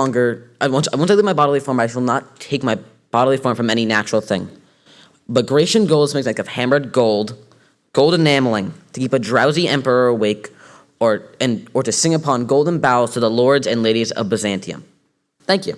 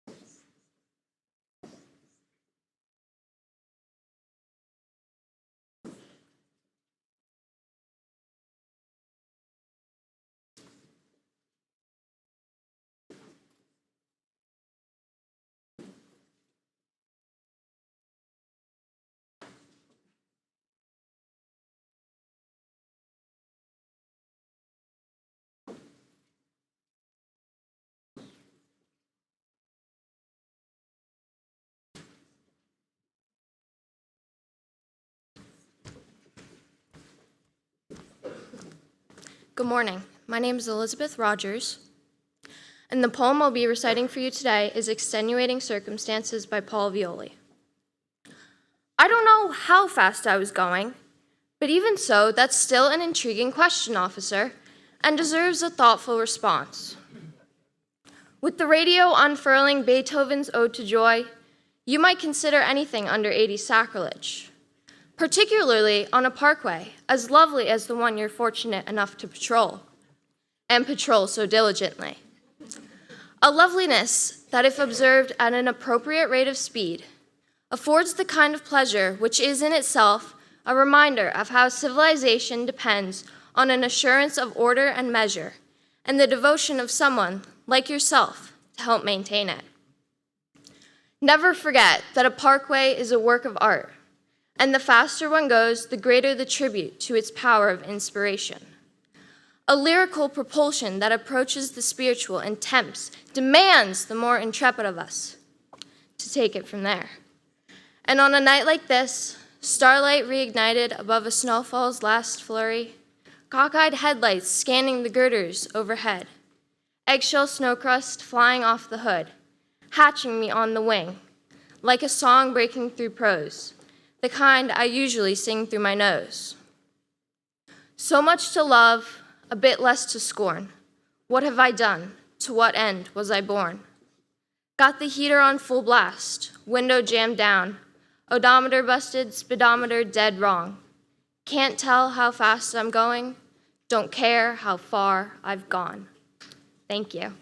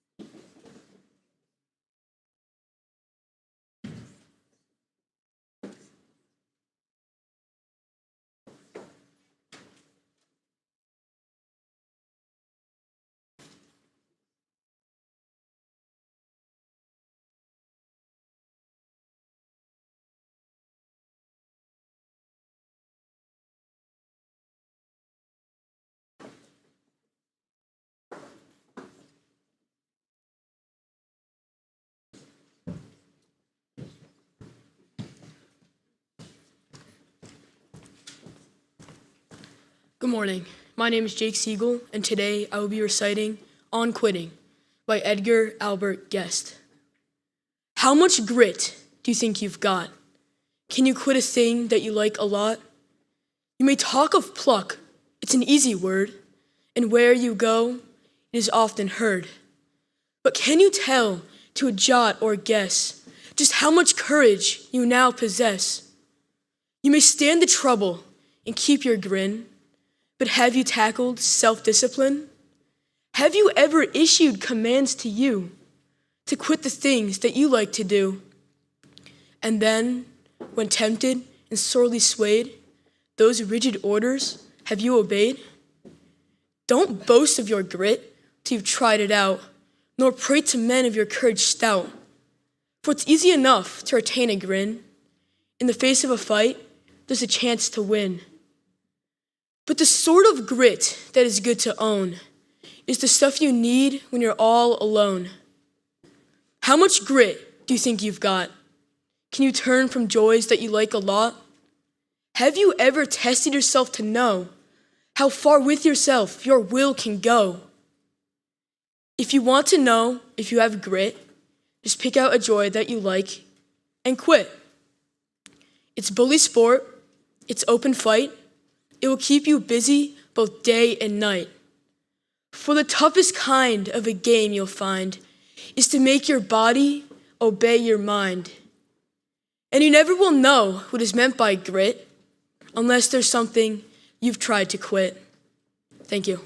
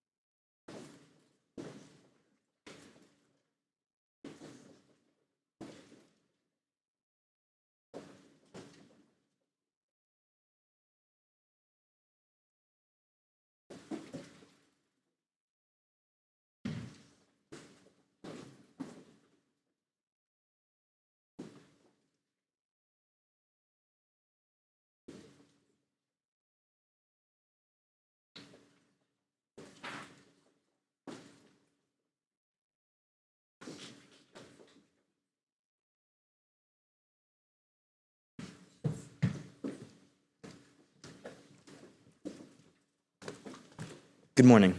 My name is Ryan Fow, and today I will be reciting for you Father by Ted Kooser.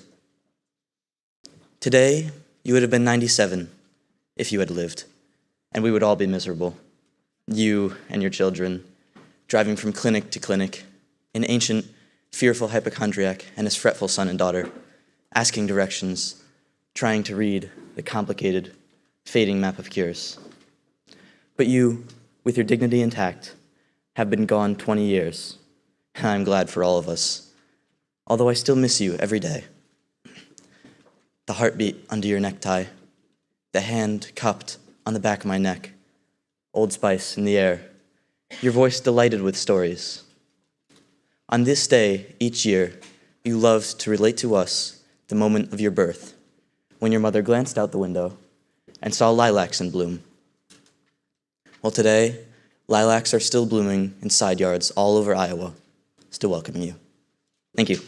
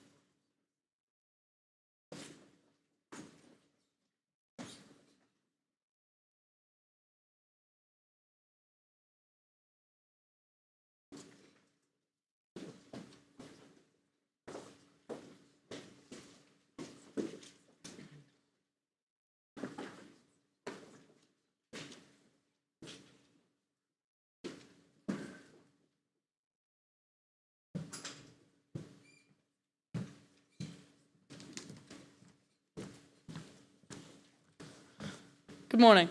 My name is Kate Reinhardt, and the poem I'll be reciting for you today is The Travelers by Tony Hoagland. In the coffee shops and restaurants, the airport terminals and lounges, the lovers are debating the pleasures of presence versus the pleasures of absence.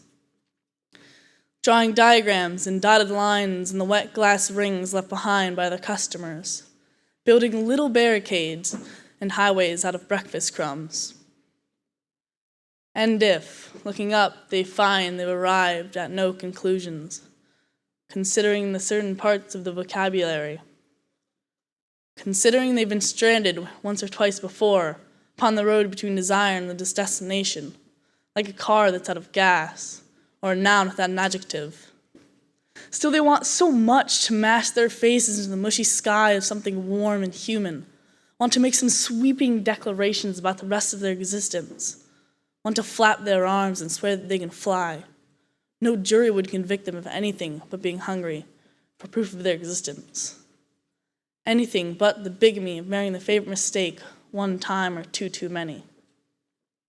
So, he draws a line of water on Formica, like a car following a highway between A and C. She rubs a circle and a splash of tea, like the circle you might clear in the breath-fogged window of a speeding train. He shreds a napkin into triangle-shaped bits. She pierces them with toothpicks, and together they have fashioned the small white flags of their surrender. The truce with fear that lets them move a little farther out to the foreign country of the future, where all of us are strangers. Thank you.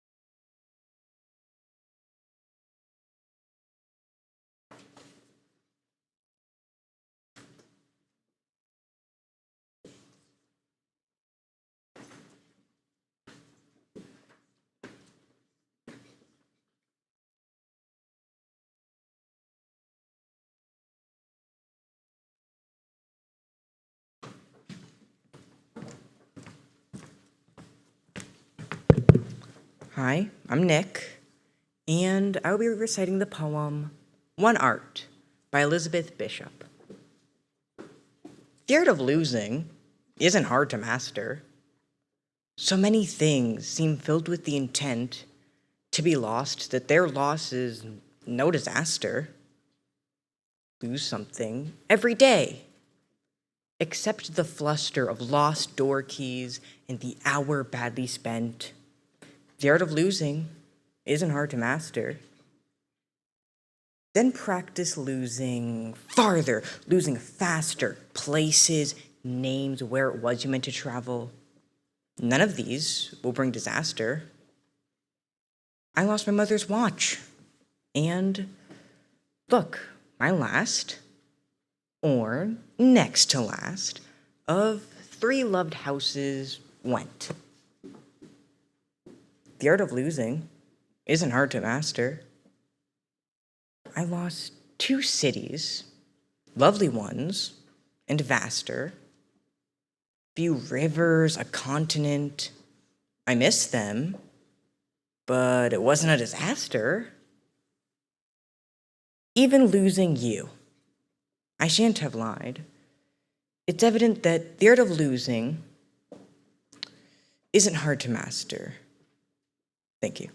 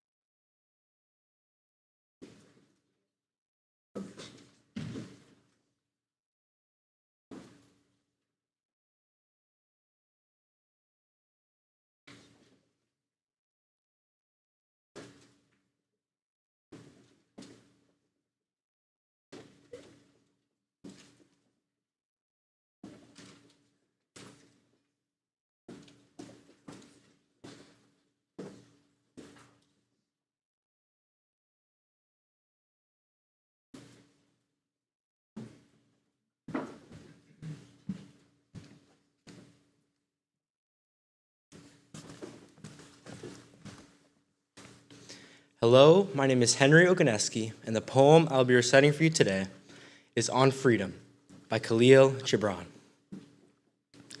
And an orator said, "Speak to us of freedom," and he answered, "At the city gate and by your fireside, I've seen you prostrate yourself and worship your own freedom. Aye, in the grove of the temple and in the shadow of the citadel, I've seen the freest among you wear their freedom as a yoke and handcuff.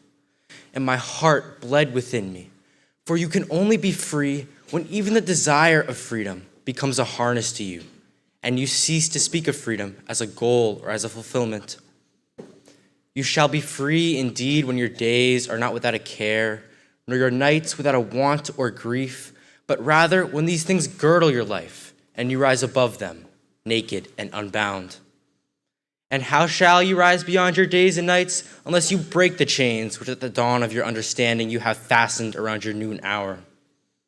In truth, that which you call freedom is the strongest of these chains, though its links glitter in the sun and dazzle your eyes.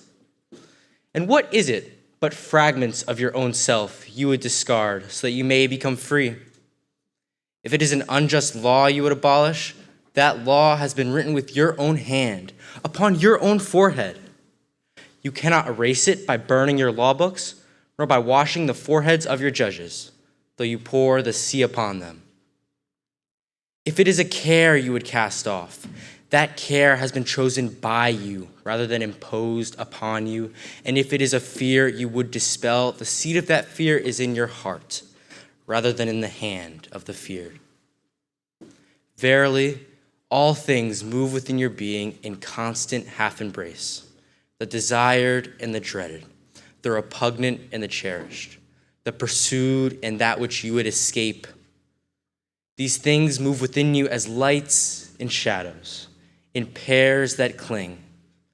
And when the shadow fades and is no more, the light that lingers becomes a shadow to another light. And thus your freedom, when it loses its fetters, becomes itself the fetter of a greater freedom. Thank you.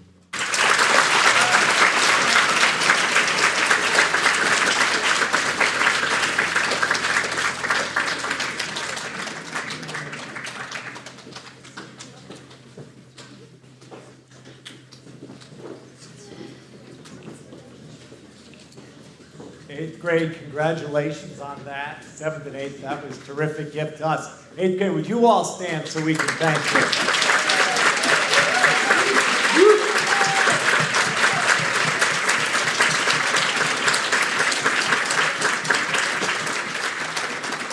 Thank you very much. And I do want to thank the judges. I got all carried away with the tennis court, and I forgot I wanted to make it clear that Tammy Rooney has a professional hat as a family and marital therapist.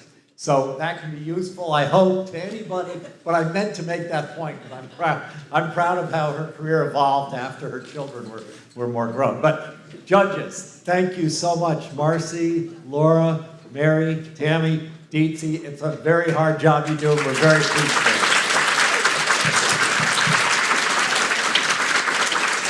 with it. Mr. Lamacchia for recording, thank you.